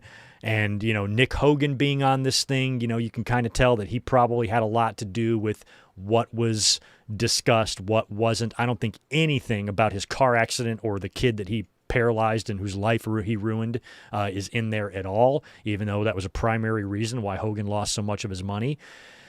But based on what I saw, if I took one thing away from it, it's probably Linda. It's probably his ex-wife, who is completely unhinged. She's saying some of the funniest shit in those interviews and talking about their times together. I found that to be really entertaining. Some of the old home movies, again, looking at Hogan and the parties that he threw and some of the other wrestlers being there. And then, of course, him with his kids. And just any sort of candid at-home stuff was really interesting. Never knew much about Hulk Hogan's brother either. I knew he had a brother that died, but I did not know the circumstances surrounding it until they talked about it here. So that was kind of cool. So we're going to do a live stream probably maybe Wednesday before Dynamite or something. And I'll come up and give you guys my full thoughts on the Hulk Hogan documentary, but I wasn't able to do it here because I haven't seen the whole thing yet. So I will finish watching that this weekend, and I will give you my thoughts on the Hogan doc this coming up week. But feel free to give me your thoughts on it in the chat there for those of you who have watched it all the way through. Looks like it's going to be a relatively easy watch. I mean, so much of this has been told and told and told. I know the entire Hogan story from back to front, so I just want to see how this one compares to others. And of course, it does include his final interview, which you see right here, of him on the screen that was done, a few months before he died, where he kind of talked about everything for the final time. And in true Hogan fashion, he's, throwing out a few of his classic Hogan lies in there sometimes. And, some of the shit isn't matching up. I was laughing real hard at the Iranian hostage crisis thing when he was talking about that with the Iron Sheik. And that happened like 4 years earlier before he even won the title. It was really, that's really what helped get Reagan elected and reelected so strongly, was a lot of that stuff. And it was so many years before Hogan even won the belt, but they were trying to tie it in like it was all the same. So we'll talk about the entire Hulk Hogan 4-part Netflix documentary next week. Keep an eye out for a link. I should have one up to you probably like by tomorrow night. Little break here. Break. Pause. I forgot to tell you guys about our watch-along tomorrow night. We are back. Classic watch-along night here on the channel. And since it's Backlash season, I figured we'd do a Backlash, and I have chosen Backlash 2006. It is Shawn Michaels and God versus Shane McMahon and Vince McMahon. I've not seen the show since the night it aired, so we are going to watch Backlash 2006 together tomorrow night, 8 Eastern, 5 Pacific, right here on YouTube. You will have to have Netflix to follow along here, but that's what we're going to watch. And then I also have some WCW watch-alongs planned. I've got a whole WCW Vault channel chunk of matches that we're going to do a Vault watch-along here probably in May, and also a couple of WCW pay-per-views. So WCW will be getting some love in the next few weeks here on the channel, but I wanted to do at least one Backlash prior to this year's Backlash. We might even do another one. We will see. But I just remembered tomorrow's watch-along, and I wanted to mention that to you, so you guys are here to watch it with us. All right, after the Hogan stuff, I want to talk about really quickly a really scary bump that took place this past Tuesday on NXT, one night after Sol Ruca got called up to the main roster and showed up on Monday Night Raw and had a match with Liv Morgan. She had to go back to NXT for NXT Revenge, where she was going to blow off her issue with Zarya. Now, this was a last woman standing match, and the finish was absolutely horrifying. They're up on those little platforms, the thing that Gronk was supposed to fall off of at WrestleMania 36, that one of those things, right? So they're up there on one of those. Down on the floor, there are 2 Slim Jim tables set up down there, and they're both up on this platform. And so you know this is going to be the finish. One of them, probably Sol, is going to fall off this thing through those tables and not get up. So it looks like after they're done fighting, they're actually going to make up. I'm so sorry. They give each other a nice hug, but Zarya is just fronting. You can see her facial expression change as she's hugging Sol Ruca, whose back is to the tables on the floor there. Kind of like how Cena's face changed when we turn heel. She kind of changes her face, looks at Ruca, and then just pushes her right back. And Sol Ruca takes a flat back bump off the balcony through both tables. One problem. She only went through one table, and the back of her head hit the other one. So as she fell, that 10 feet, 12 feet, whatever it was, the back of her head smacked the back table, and she went through the front one. And she required 8 staples to close up the wound on her head. Hopefully there's no concussion here. That was a really annoying bump to watch because it was so unnecessary. This is a last woman standing match in NXT. I'm not against bumps like this. Every time something crazy happens in AEW, you get everybody all slobber and angry about, oh, this dangerous shit or whatever. I'm not anti-danger. I'm not anti-violence. I still want my Jeff Hardys. I want my Mick Foleys. I want my Darby Allins. I want those people to exist in pro wrestling. I want people to dive off of shit and land through tables.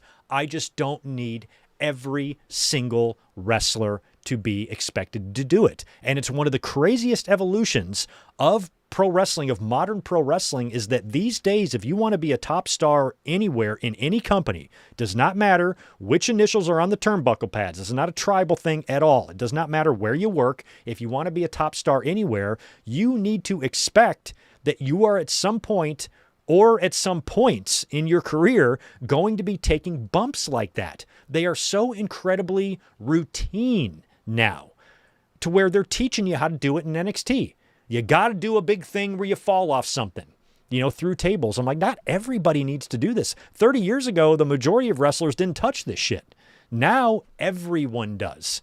Now it doesn't matter if you are Lio Rush or Drew McIntyre, you're going to have to take a bump like this in some sort of a match. And the more annoying ones are in the WWE and AEW ones where there's a clear crash pad, and they climb up to something high and they do the thing. I don't mind those spots. I was in the building for a couple of those big Shane McMahon ones. SummerSlam 2000, I watched him fall from the fucking ceiling. So those things can be fun and stuff, even though they're dangerous, they can be fun when they happen. But the routineness of them is not worth the risk. The return on your investment is not worth it to do some of these bumps in some of these environments. In this specific case, even though it was a last woman standing, I didn't think a bump like that was necessary. You could have done a lot of other spots and figured out a lot of different ways to end that match. Maybe it would have involved going through a table of some kind, but to do a big fall like that, I just felt like it was an unnecessary bump to take, and Sol Ruca got banged up pretty good. Hopefully she doesn't have a concussion, but she could have gotten one, and she had a bunch of staples in her head to close up the gash that the table made. So I think that if you don't have to do a spot like this, don't. And we say that a little bit in AEW too. Like I'm not anti-blood, but at the same time, I don't need a syringe. I don't need skewers hammered into the skull of a human. You can bleed. You can get some thumbtacks out. I don't even mind broken glass if you want to go really nuts. You want to throw some ladders out there, go through some tables, put thumbtacks in somebody's mouth and super kick them out. That type of stuff is fun in doses, but you don't want that shit all the time. And basically, I look at that bump as a bump that was unnecessary. It's an unnecessary risk to take. Sometimes you take a big risk, you're doing something that is going to be dangerous, but the payoff, should be worth it and it's going to create a moment. I don't think this created anything. I think this match could have ended 5 or 6 different ways and been equally as acceptable, for a feud like that, for an issue that they've had, going from friends to enemies and now this big blow-off thing. You didn't need to do a spot like that. Imagine dying and the last thing you see is a fucking Slim Jim logo. Jesus, man. So I felt bad for Sol Ruca that was a bump that she took or they made her take or she felt like she needed to take. It was completely unnecessary and it wasn't done very safely and she wasn't aware of where she was. She did not fall back far enough or didn't get shoved off the right way or they didn't have the tables positioned or they just misjudged the landing, and of course she paid the price and she just got called up to Raw.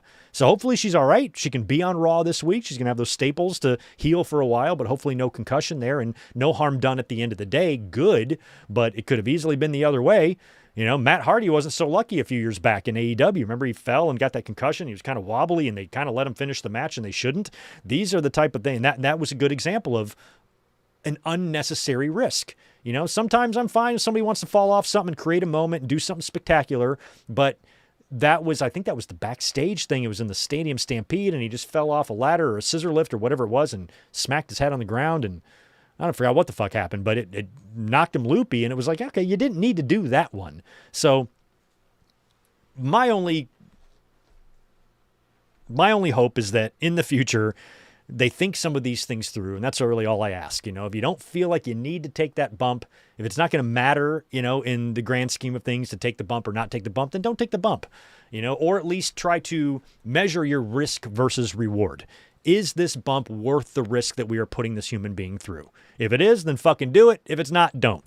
That's kind of all I ask. But anyway, all the best to Sol Ruca. Hopefully her head is feeling all right. You know what I wish I would have watched back in the day? I never watched any of it all. Was Lucha Underground. Never really watched any of Lucha Underground other than clips that I would see online. This was, of course, before AEW came around, and fans were really desperate for some alternatives. And I think I watched a little bit of Lucha Underground during the pandemic, maybe? Or maybe it was before then. I forgot.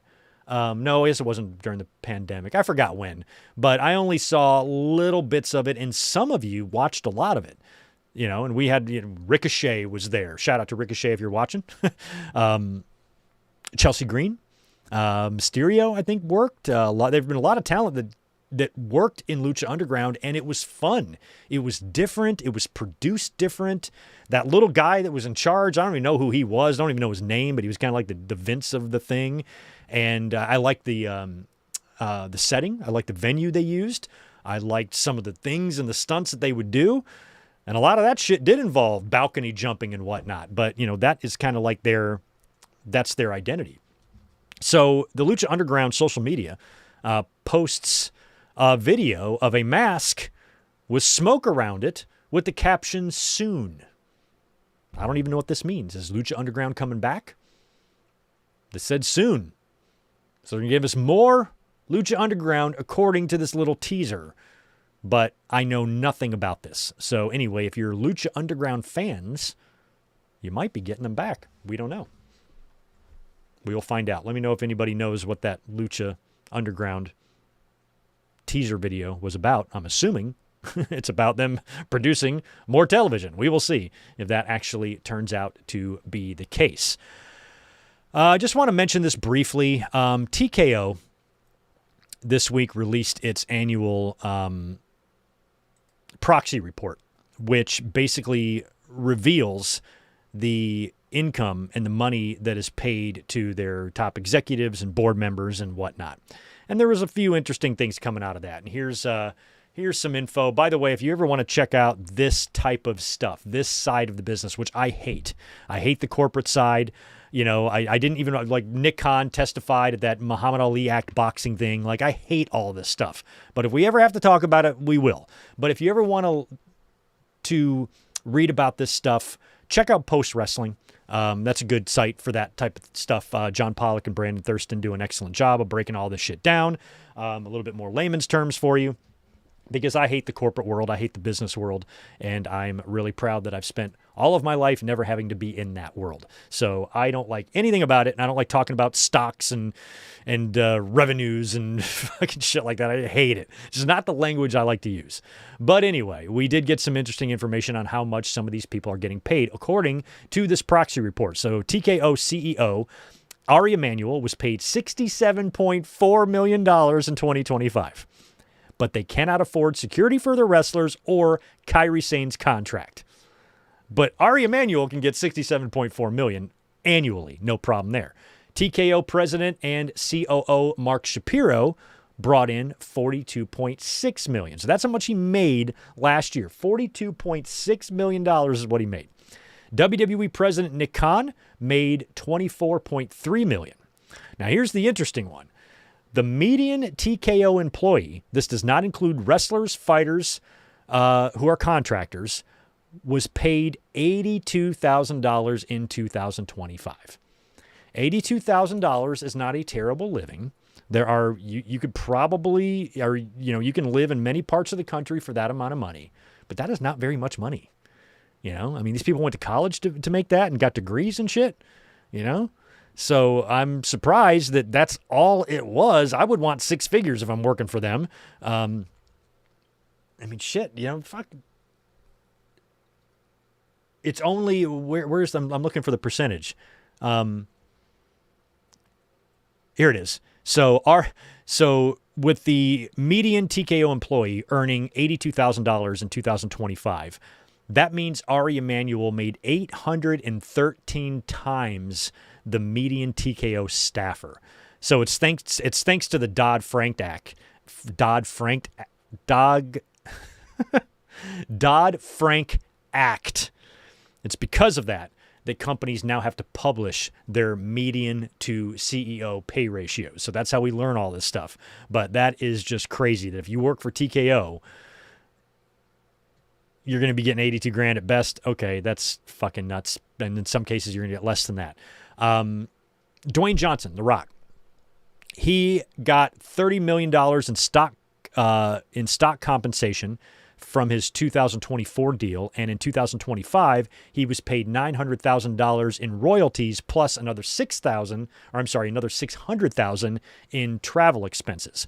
Members of the TKO board of directors attended at least 75% of the board's meetings in 2025, with the exception of Mr. Johnson, who was unable to attend several board meetings due to prior business commitments. So Rock is a board member, but not really. He's never there. He doesn't give a shit. He just collects his money, and he collected about $1.5 million in royalties and travel expenses alone in 2025 for doing absolutely nothing. But those are some interesting numbers there, but that's the way the corporate world is. The people at the top make everything, the people at the bottom make nothing, and that's just gross. But when you see numbers like that, you know, you can still understand talent cuts. It's not like I don't understand talent cuts. You can't just employ everybody. But what the fuck? Why was Kairi Sane's contract cut? What in the fuck could possibly be your justification for that when you're seeing numbers like this? It's such a cutthroat game. You know, in the restaurant business, you know, my hard work paid off. You know, being somewhere, homesteading yourself at a place, you know, and and creating, a clientele and relying off your work ethic and, getting in and bosses, trusting you and things like that, knowing that you have security and longevity for as long as you want it in a job. That's always the way my business has been. I've been at my job for 15 years. And before that, I was at my last one for 10. So I hang around, and I would hate just to walk to work one day and like, oh, Greg, hey, thanks for your 15 years of service. By the way, you're fired. Goodbye. We decided we needed to cut some expenditures and we just decided we'd cut you. I'm so glad I don't have to live in that world, because there are people that we hear about every time WWE releases not only talent, but sometimes staff members. This happened back in COVID, and it happened with the merger with Endeavor, and there was a lot of layoffs. And a lot of those people worked there for decades. Used to be on a first-name basis with Vince McMahon in the office. Vince would walk by, how's it going, Susan? That type of thing. And now they're just fired like they're a number on a sheet.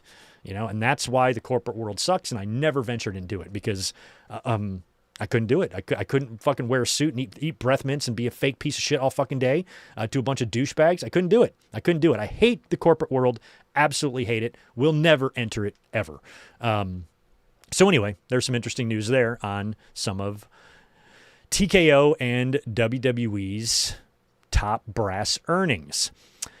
Speaking of WWE and their future, I wanted to bring this up because we got a announcement on this year's Night of Champions. It's going to be in Saudi Arabia on June 27th. So they are going back to Saudi Arabia despite the conflict that's currently ongoing over there. WrestleMania is also, a little bit in jeopardy. Most people, I think, in TKO and WWE and Saudi Arabia expect WrestleMania to go on as planned next year, but there has been a little bit of uncertainty about that. And I had mentioned a couple of weeks ago when we heard about these reports that maybe we don't get any more Saudi Arabia shows for the rest of this year because of the uncertainty. But they are now planning to go back in June. Now, I want to bring this up because there's a little bit of good news. Some of it I don't really understand, but there could be some good news and some light at the end of this tunnel. I was under the impression that the WWE and Saudi Arabia business agreement would never end. It would go on forever. Hell, the Saudis might even buy WWE one day. Well, things are a little different because Saudi Arabia's public investment fund, this is the investment fund that, is responsible for the WWE partnership and, more importantly, the Live Golf thing. And the long-term future of Live Golf is now in jeopardy because of basically the PIF, the Public Investment Fund, cutting funding and possibly considering investment priority changes in the future. Basically, long story short, they're cutting back some of this obscenely obnoxious money that they are just throwing around. And I don't know the details around what's going on with Live Golf. I just know that their future is a little bit uncertain because of their funding and everything there. So I'm hoping that whatever's going on with Saudi Arabia's public investment fund, and if they want to cut spending or cut funding, I should say, and change all of their investment priorities, I'm hoping that one of the things they change is cutting ties with the WWE. I don't give two fucks about Live Golf, whether it lives or dies. I don't care. Don't watch it. Don't care. Don't care. Don't care. I think Greg Norman's in charge of it, right? But other than that, I don't care. WWE I do care about. So I'm hoping that whatever's going on with the investment fund over there and the changes being made, that it will affect the WWE deal, and they will not have a deal with WWE in the future. Unless WWE is willing to take less money, they want to keep the deal going, so they'll accept less because we're talking billions here. But I'm really hoping that whenever this, I don't know what year it ends, but the current agreement that WWE and Saudi Arabia are locked into, when that is over, it is not renewed or extended at all, because next year is really going to suck with WrestleMania being in Saudi Arabia. I don't think anybody wants that. We don't want WrestleMania in Saudi Arabia, but we're going to have to deal with that. So hopefully, maybe there is a chance that Saudi Arabia will not be a thing in the future. Hopefully it will not be. Let's keep our fingers crossed on that one. All right, let's talk a little bit about last night's Friday Night Smackdown. Of course, this is the first Smackdown after WrestleMania, but this is also airing on the very same day that the fans and the WWE staff and roster is learning about a ton of releases. So, of course, we got all those releases yesterday, and then WWE still has to produce a live SmackDown show that's supposed to be pretty big because it's the SmackDown after WrestleMania. So we get Jacob Fatu opening the show last night. And of course, we saw him on Raw. He came out in the final segment on Raw to confront Roman Reigns and basically issue a challenge to Roman at Backlash. Roman, I think, is going to answer Jacob's challenge on Monday, which I'm sure that answer will be yes, and that's going to be your Backlash match. So Jacob comes out and talks about challenging Roman Reigns, and then he's interrupted by the Usos. So the Usos come out, and they basically want, instead of Jacob challenging Roman, they want him to join the family. They want him to join the bloodline, to run the plays with us. Learn from Roman, learn from the bloodline, learn from the family so you're ready, for these things. You'll run the plays with us or whatever. They basically broke it down like, don't go so fast. You can achieve everything you want to achieve if you join us. We can get it to you the right way. But Jacob is like, nah, fuck that, man. I don't want any, I'm doing what I'm going to do here. So the Usos are, just want to try to get everybody on the same page. I'm guessing this feels like a heelish move. It feels like the Usos doing Roman's bidding again. It feels like it's back to the bloodline. No, you don't want to fight him. Join us instead. This is a lot of what went on in the bloodline, so I found that a little bit weird. And then out come the MFTs, led by Solo Sikoa. And he says that Tama gets on the mic and he says that Jacob can't even beat Solo Sikoa. You can't even beat Solo Sikoa, and he gets a super kick for that. So in the end, it's Jacob Fatu challenging Solo Sikoa, and this whole entire segment would just set up the main event, which we'll talk about in a minute and what the Usos did there in that. We had a brand new United States champion crowned last night in Tiffany Stratton. She won the number one contenders match the week before, so she was going to face Julia here. And of course, Julia was the only singles champion left off of WrestleMania. WWE has not handled her well at all. I think they've done much better with Stephanie Vaquer. And I think Julia should be a very, very popular women's wrestler, and for whatever reason, she just is not. So you kind of knew that she was going to drop the titles here. Even backstage, the little backstage interview she had with Kiana James, they argued a little bit, and that's kind of, I was worried that was setting up not only Julia losing the title, but also maybe a Julia and Kiana split, and maybe even a Julia release. That match made me very nervous. They released everybody, and then they had Julia drop the title. I'm like, are we going to hear one more name? Are they going to release Julia and fucking Kairi Sane, which would be insane.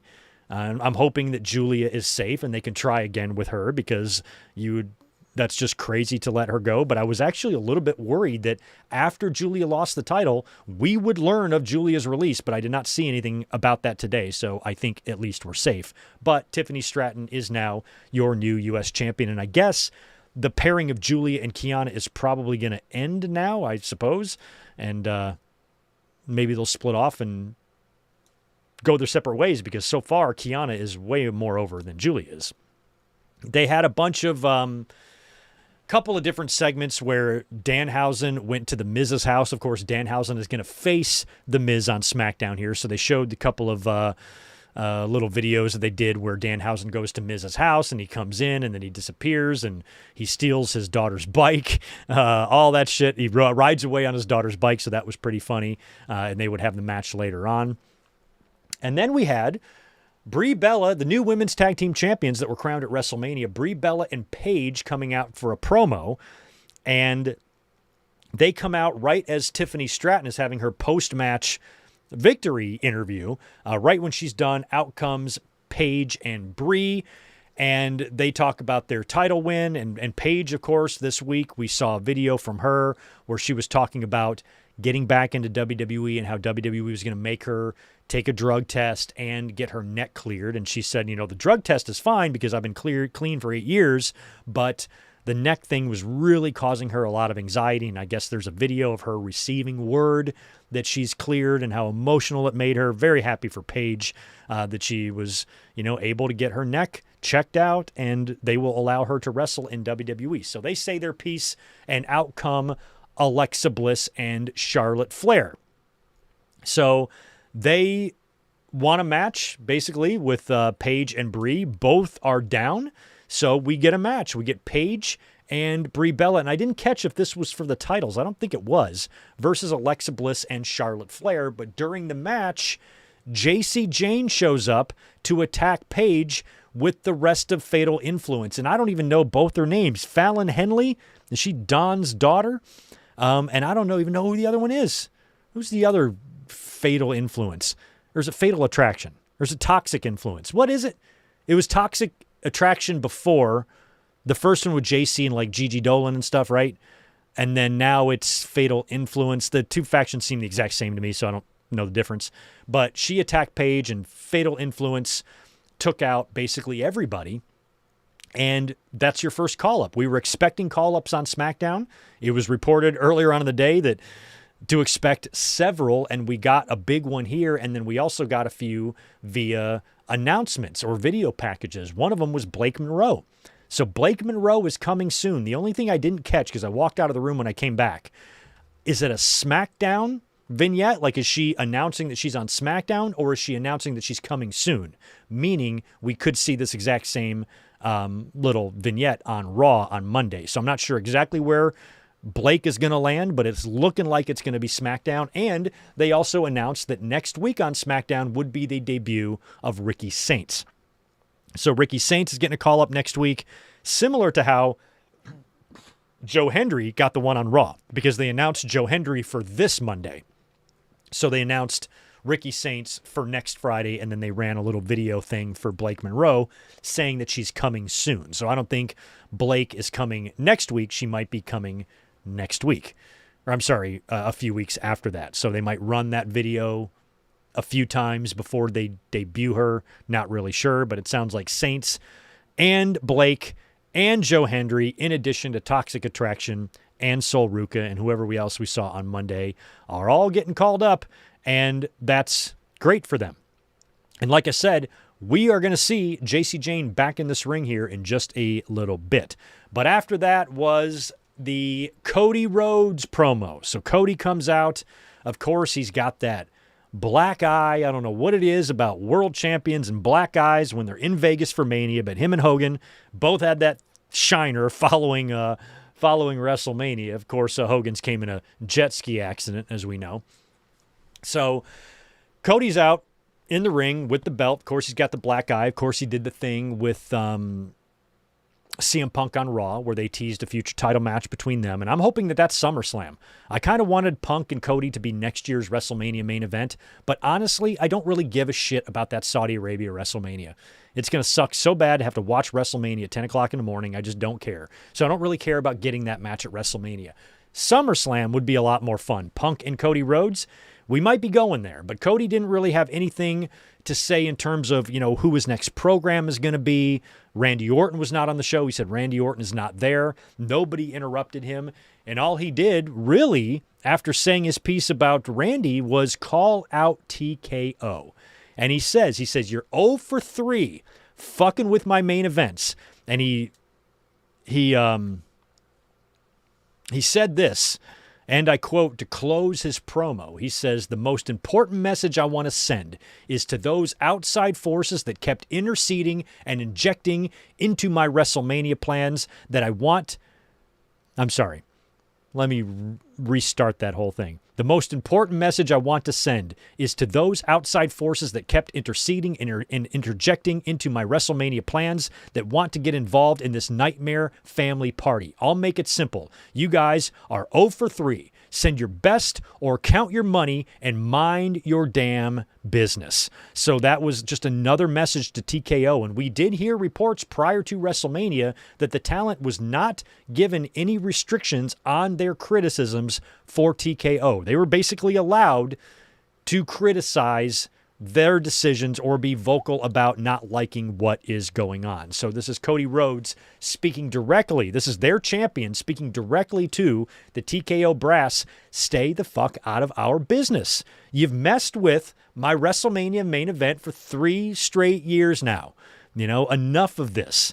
And the fact that he called them out, I liked it because there still is, they might be laying the groundwork here. They might be laying out the plans for some sort of a pro TKO faction or group in WWE. You might, back in the day, we got the corporate champion, when Vince was all about the corporate champion, right? So it might be a little bit more of that. They might be looking for their corporate guys. Roman Reigns, in some of his promos, was saying things like "we." Like, what do you mean "we"? Is he talking? I feel like he's like a corporate champion. Maybe like Randy Orton, Roman Reigns, and maybe Brock Lesnar, can all be the TKO guys, and the Codys and the Punks can, go up against them. Although it feels like Brock is probably retired, but if he comes back and does that SummerSlam match, maybe he does so as a hired henchman of TKO going after their detractors. Maybe it's something like that. We have no fucking idea. But Cody saying that was pretty good. Doesn't sound like we really know who he's going to work with next because he's probably not going to be good to go for Backlash. Backlash is coming up on May 9th, and Cody is probably not going to be cleared in time for that, to have some sort of a title match at the show. We will have to see. We will have to wait and see. We also had R-Truth and Damian Priest picking up a win over the MFTs. I think, was that a tag title match? I think it was. Yeah, Priest and Truth got the win there. I think the titles were on the line, but I can't remember on that one. Also, very predictable segment here with Trick Williams and Lil Yachty coming out for their victory party, and they've got the Gingerbread Man with them. Now, last week, I already thought that somebody could be under the mask of the Gingerbread Man and attack Trick Williams, and I felt like that was definitely going to happen here, that Sami Zayn would probably be under the Gingerbread mask and come out and attack Trick, and that's exactly what he did. First, Lil Yachty and Trick said their piece. Yachty said no more open challenges, no more handouts. That's a very heel thing to do. So they're ending the U.S. Open Challenge. And Sammy, was in the gingerbread costume, and he's got the cane, the big candy cane, and he's kind of, playing along the whole time until Trick turns his back, and that's when he knew it was going to happen, and pulls off the head, and it's Sami Zayn, and he takes out both guys with a candy cane and leveled Lil Yachty, I think both of them with a haluva kick with the big gingerbread boots on. It was pretty funny. So Zayn is still going to be targeting Trick Williams, but even though, you don't know what to make of this because Sammy is, kind of completing a heel turn here, but Trick is doing very heel things in the ring. So it's hard to kind of view these guys as Trick is the babyface, Sammy is the heel, but that's the way the crowd is reacting, even though the behavior suggests the opposite. So I do kind of like that it's a little bit confusing here, but we'll see if, if Sammy, gets another match or if they factor Carmelo Hayes back into this. Carmelo Hayes is another guy that I felt so horrible for because he got pulled out of WrestleMania when he was so close to almost being guaranteed a match, only not to have one. It's just frustrating. He just deserves better, After that, it was Danhausen versus The Miz. We had a little backstage interview first with Royce Keys and Kathy Kelly. They also ran through a Royce Keys video package and showed highlights of him winning the Battle Royal. And he talked about his Andre the Giant Battle Royal win and his future. We'll see who the first person he winds up feuding with will be. And then it was time for Danhausen versus The Miz. So Danhausen is in the ring again against The Miz. Kit Wilson is out there as well. And during the match, Kit and Miz kind of get on the ropes to salute the crowd or something, and then Danhausen, who got knocked on his ass, curses him, and then Pyro comes up and blinds The Miz, allowing Danhausen to roll him up and pin The Miz. So that's 2 wins now. Danhausen is undefeated in WWE by doing the pyro and the cursing and the smoke and all of that. And then Miz chases Danhausen around the ring. He goes under the ring, comes out the other side. And then when Miz comes out to chase him, he winds up butting heads with Kit Wilson. They both fall, and Danhausen jumps in his little car, and he gets away. So Danhausen beating The Miz. I like Danhausen a lot. By the way, he came in third during WrestleMania weekend for merch sales. Punk 1, Cody 2, Danhausen 3. Danhausen 3. Unreal. After that, it was time for a Rhea Ripley promo. She came out. She's the brand new women's champion. She beat Jade Cargill at WrestleMania, and she basically offered anyone to come out and step up to her.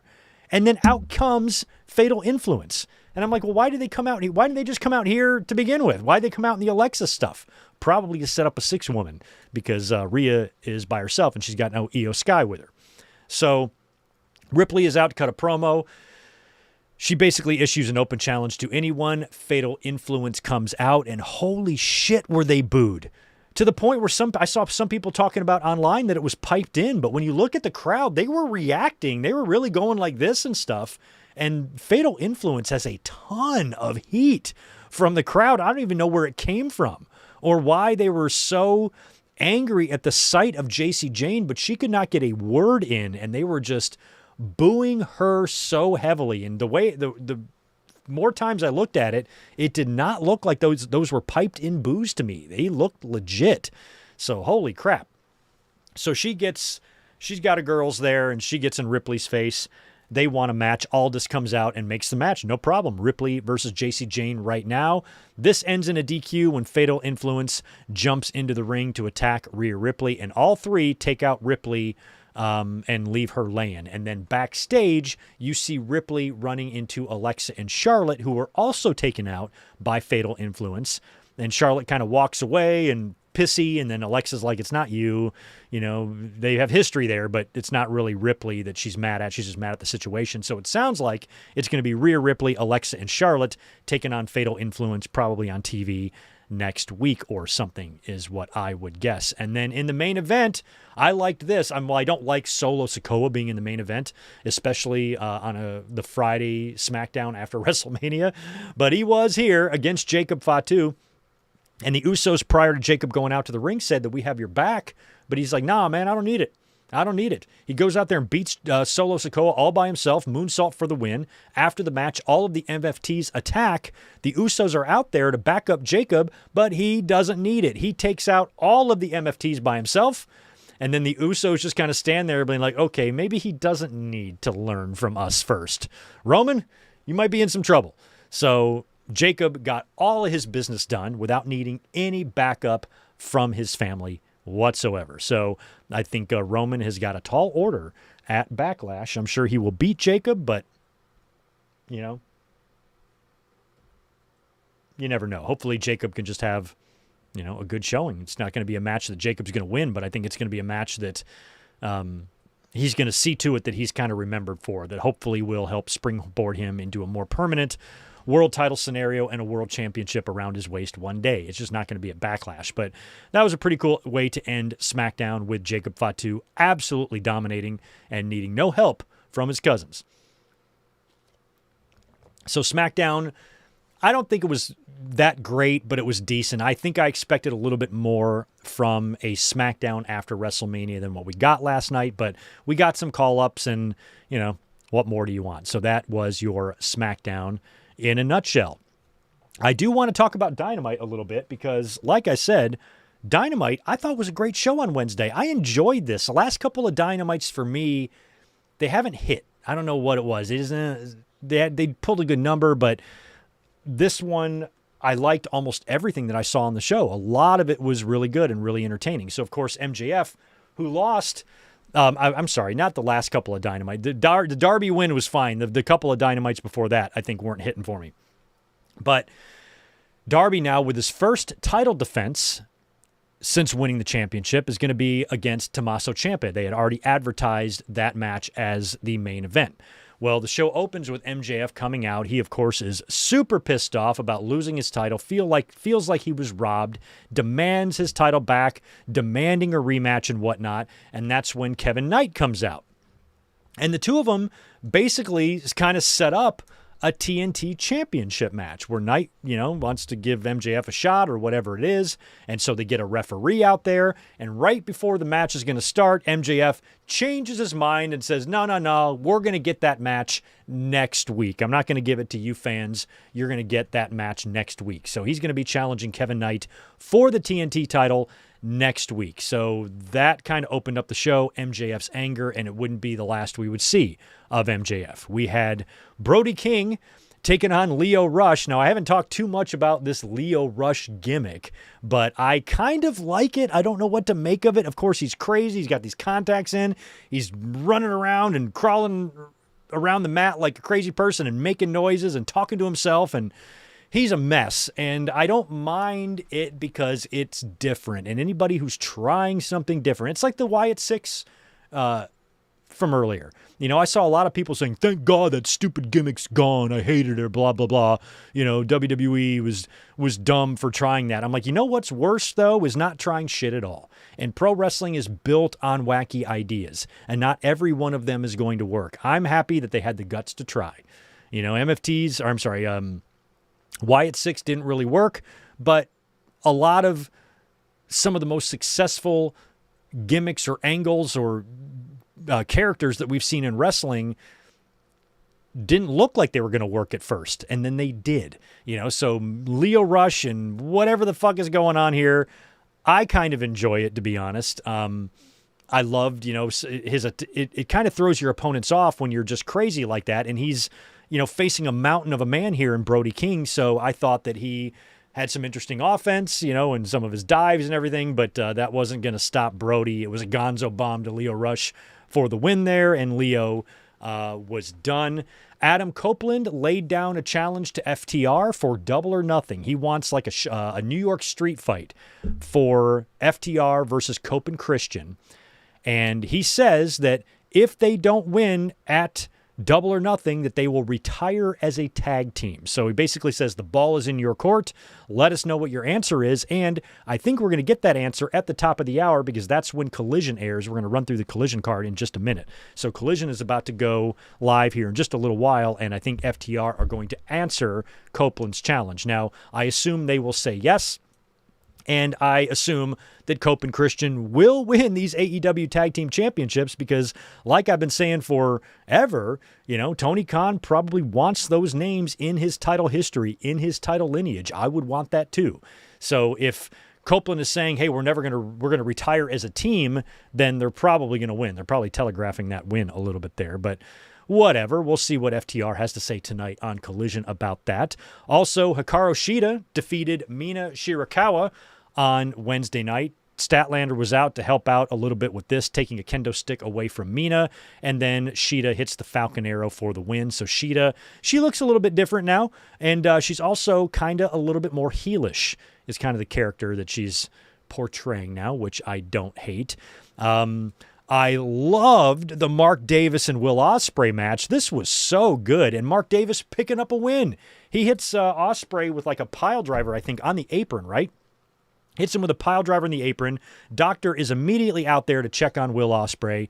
Checks his arm. He's got no strength in his arm, and he calls off the match. Referee stops the match, awards the victory to Mark Davis. Mark Davis then jumps out of the ring, grabs Ospreay, brings him back in the ring, and he's about to pile drive him again until all the Death Riders show up.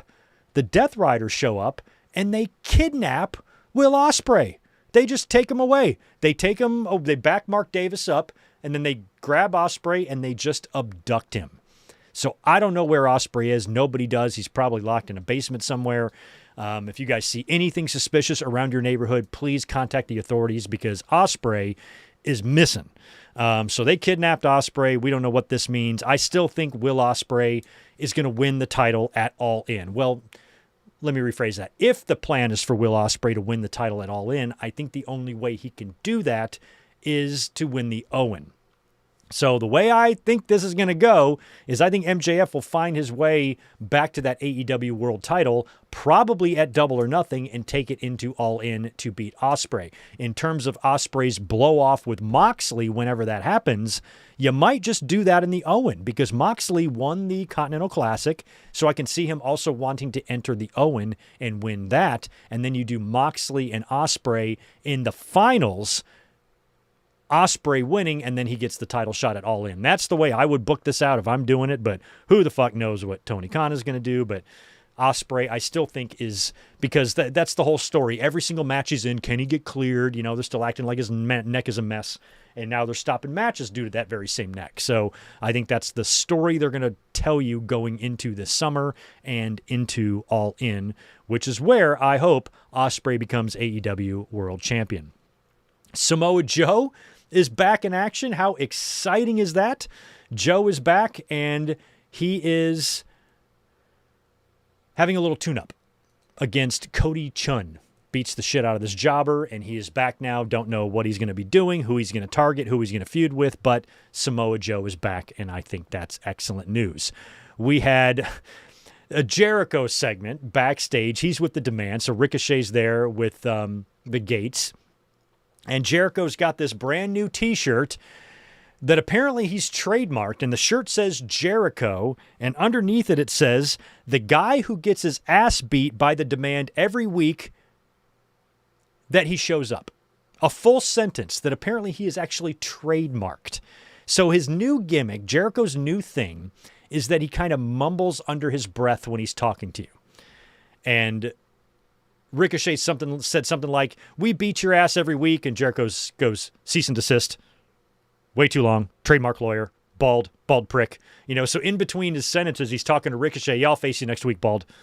Yeah, I got this phrase trademarked. It's too long. Trademark lawyer. Bald. You know, that type of thing. He's just kind of mumbling shit under his breath in between sentences.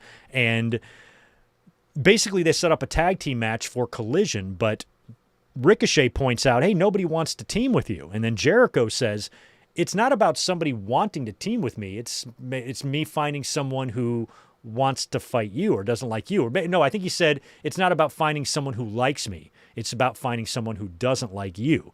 So they don't have to be friends with me. This can just be a business agreement. And then later on, we see Chris Jericho outside the locker. I think, is it Renee? I think maybe Renee's at the door, and Jericho comes out of his locker room, and behind him comes Shelton Benjamin and Bobby Lashley and MVP.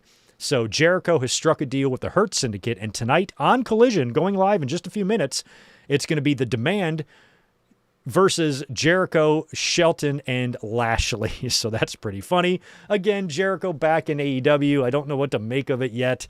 I didn't really want that to happen at all, but I am liking the Ricochet feud. I think that's a good first initial program for him to work. And of course, Ricochet got the win at the pay-per-view. So I think tonight, Jericho and the Hurt Syndicate probably will take care of the Demand, but I did find that slightly funny.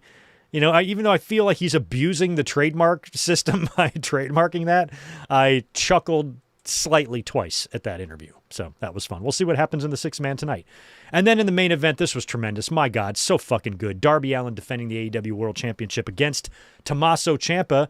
Now, they ran a big I Gotta Be Me video package for Darby. Is an interesting choice of song, but it worked. And when Darby comes out for the match, he cuts a promo and he acknowledges that this run could end very fast. As soon as his 15 minutes are up, you know, he kind of understands that it's probably going to be, you know, kind of a short run for him, but he wants to defend the title every single week. And he wants to do it for the fans and for the Sherpas that helped him up to Everest and for his parents and everybody. Shout out a bunch of people and all of the people that this title run is for, and how he knows that it could literally end at any moment, including the minute that Ciampa walks out there. So MJF then comes back out there again. He's demanding his belt back, and Darby just flat out tells him no. You're not getting your belt back, and you're not getting a rematch unless you put something on the line. So that's going to be your story going into Double or Nothing. Max is going to have to figure out something to put on the line against Darby Allin, and I'm assuming that's going to be your Double or Nothing title match, and I'm also assuming MJF is going to win the belt back. That's the way it feels like to me. I think people are happy that Darby is champion, but the timing of it is a little bit off. I think there were better times in the company's history where Darby was ready for the championship, but of course he wanted to climb mountains and do other things, and that affected that. So they had the location right. Being in Everett, Washington was perfect. Maybe the timing wasn't so right. But for a short title change, I don't really care about the timing. If Darby just holds the title for a month and he's now in the history books as a former AEW world champion, then the timing doesn't really matter to me. And I'm glad that he won the title. And I think he's going to defend it hard until he reaches Double or Nothing. So we'll see. Maybe if it happens next week, if Max thinks of something that he can put on the line, his career or whatever, to make it acceptable for Darby to issue, or to grant him, I should say, a rematch. But Darby defended the belt against Tommaso Ciampa in a great match. By the way, Tommaso came out when MJF was talking and kissed him on the cheek and then continued down to the ring. He bladed in this, which was a little bit unnecessary, but there were still some pretty sick bumps. Darby, you can't have a Darby match without having sick bumps, but I think the air raid crash off the ropes to the floor was probably the worst of all of it. In the end, a bloody Ciampa winds up tapping out to the Scorpion Deathlock, and there was a nice show of respect there between Darby and Ciampa after the match, which I really liked. And then Brody King came out and basically called his shot for next week. So Brody King, Max couldn't get a title shot, but Brody King is going to get one against Darby, and that match happens next week on Dynamite. Here's what happens at Collision, or on Collision, in just a little bit. Playoff Palooza. By the way, are the Pistons playing tonight? They lost that first game to Orlando at home, so I'm worried about them. Let me know if the Pistons are playing or winning or anything yet, but I will be checking them out tonight. Tonight, Playoff Palooza. It's going to be Jericho and the Hurt Syndicate versus The Demand, Tekla and Sky Blue versus Persephone and Alex Windsor, Persephone, Conglomeration versus the Callis family, Jack Perry versus El Clone, the Rascals and the Young Bucks versus the Death Riders and the Dogs, the Death Dogs, I call them, Roosh versus Adam Priest, and FTR will respond to Copeland, and we have Chris Statlander in action tonight on Collision. That's coming your way in about 14 minutes over on your TNT cable station, on your home television, on your home color television. Enjoy All Elite Wrestling tonight if you do watch that. That does conclude my notes. I do want to talk to the chat, answer some super chats and all that good stuff. And luckily, it doesn't look like there's a ton of super chats because I'm running out of time, so I don't want to have to leave anybody hanging. No hanging super chats is what we want to avoid here. Anybody who has not hit the thumbs up button yet, if you could do that for me, I would appreciate it very, very much. And then we will just knock out the last couple of supers here, and then I am going to have to get out of here for the rest of the night. But we're going to be back at it again tomorrow night as we watch Backlash 2006. We're going to watch God in a match. I don't know how I feel about that, but we're going to do it. We're going to do it. And I'll tell you guys tomorrow more of my WCW Vault stuff that I have planned for later on in May. Let me go to my master super chat list just to make sure that these 2 or 3 I see are the only ones, and I don't leave anybody hanging because I've done that before and I always feel bad. All right, let's see here. Oh, no, okay, so just the 3 that I see. We are good. If I can find them again. I can't. I'm going here. All right, first one I missed. I got Tomas. I got you. Thank you for that earlier.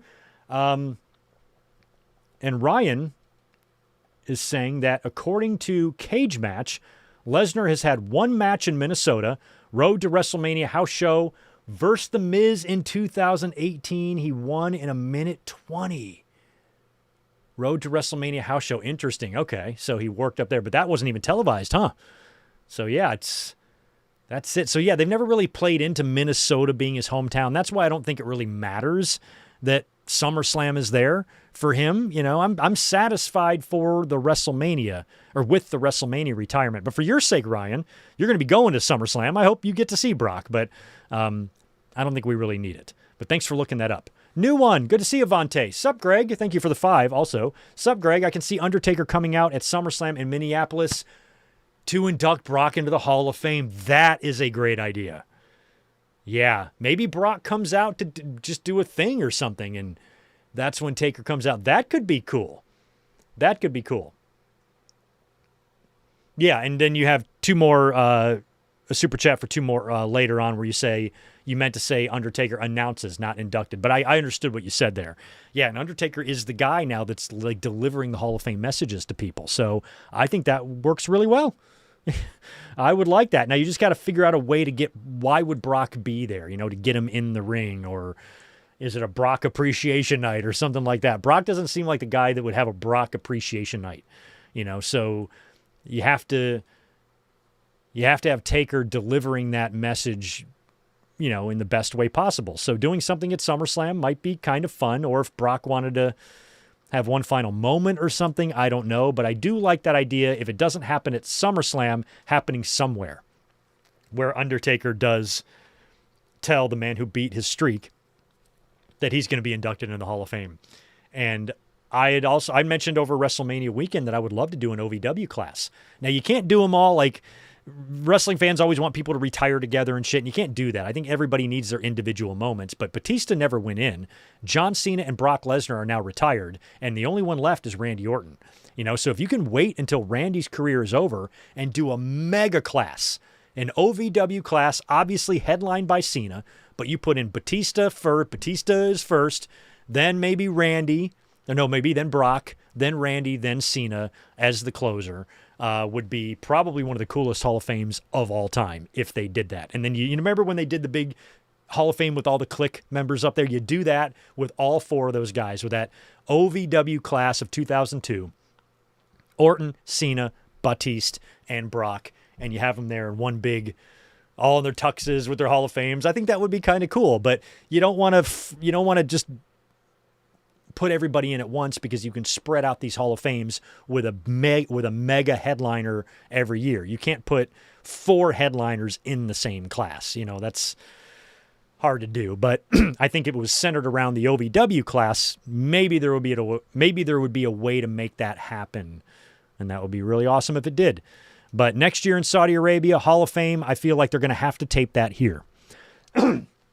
Tape the Hall of Fame here prior to making the trip over to Saudi Arabia, and then just air it on the Friday night, because people who are getting inducted into the Hall of Fame aren't going to want to fly their kids to Saudi Arabia, or their grandkids, or whoever else you can have in the audience to watch your Hall of Fame induction. All of that goes away next year with the Saudi audience. All of the international travel is barely going to be a thing next year for Saudi Arabia as well. What about the WrestleCon, the conventions and all that? Where's all that going to be? Are we going to fly over there to Saudi Arabia and to hang out with fans in the streets? No. So a lot of stuff's going to have to be done here in the States. Hopefully there's a destination city that can still be picked. Maybe New Orleans, since they lost out on WrestleMania. You can put WrestleCon there, and maybe you do the Hall of Fame there, and do a bunch of shit in New Orleans and have WrestleMania just be live in Saudi Arabia. We will see. But anyway, I am running out of time. It's been about 2.5 hours. I got to get out of here now and head to work, but I'm off the next couple of days, so we will be here tomorrow night for Backlash 2006, and then we will be here Monday night as well, back for a Raw review, since we have a Joe Hendry call upcoming, and I forgot what else is happening on Raw, but we also might have some more news, some more information, or some more details on these WWE releases. So we will be talking all about that this week. So get ready for 2 more days of good mic work, and join us tomorrow for Backlash 2006.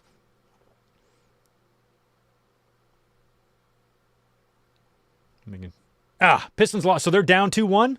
Son of a bitch. If they go out in the first round, man, actually, I don't even care if they do. It's the story of my Detroit sports watching life, is we just don't win a lot. Anyway, you guys take care. What's not AI? It's YouTube.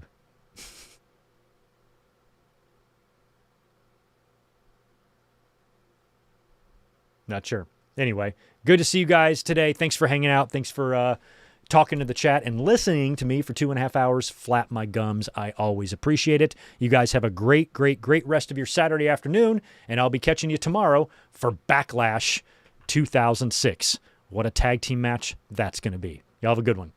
Peace.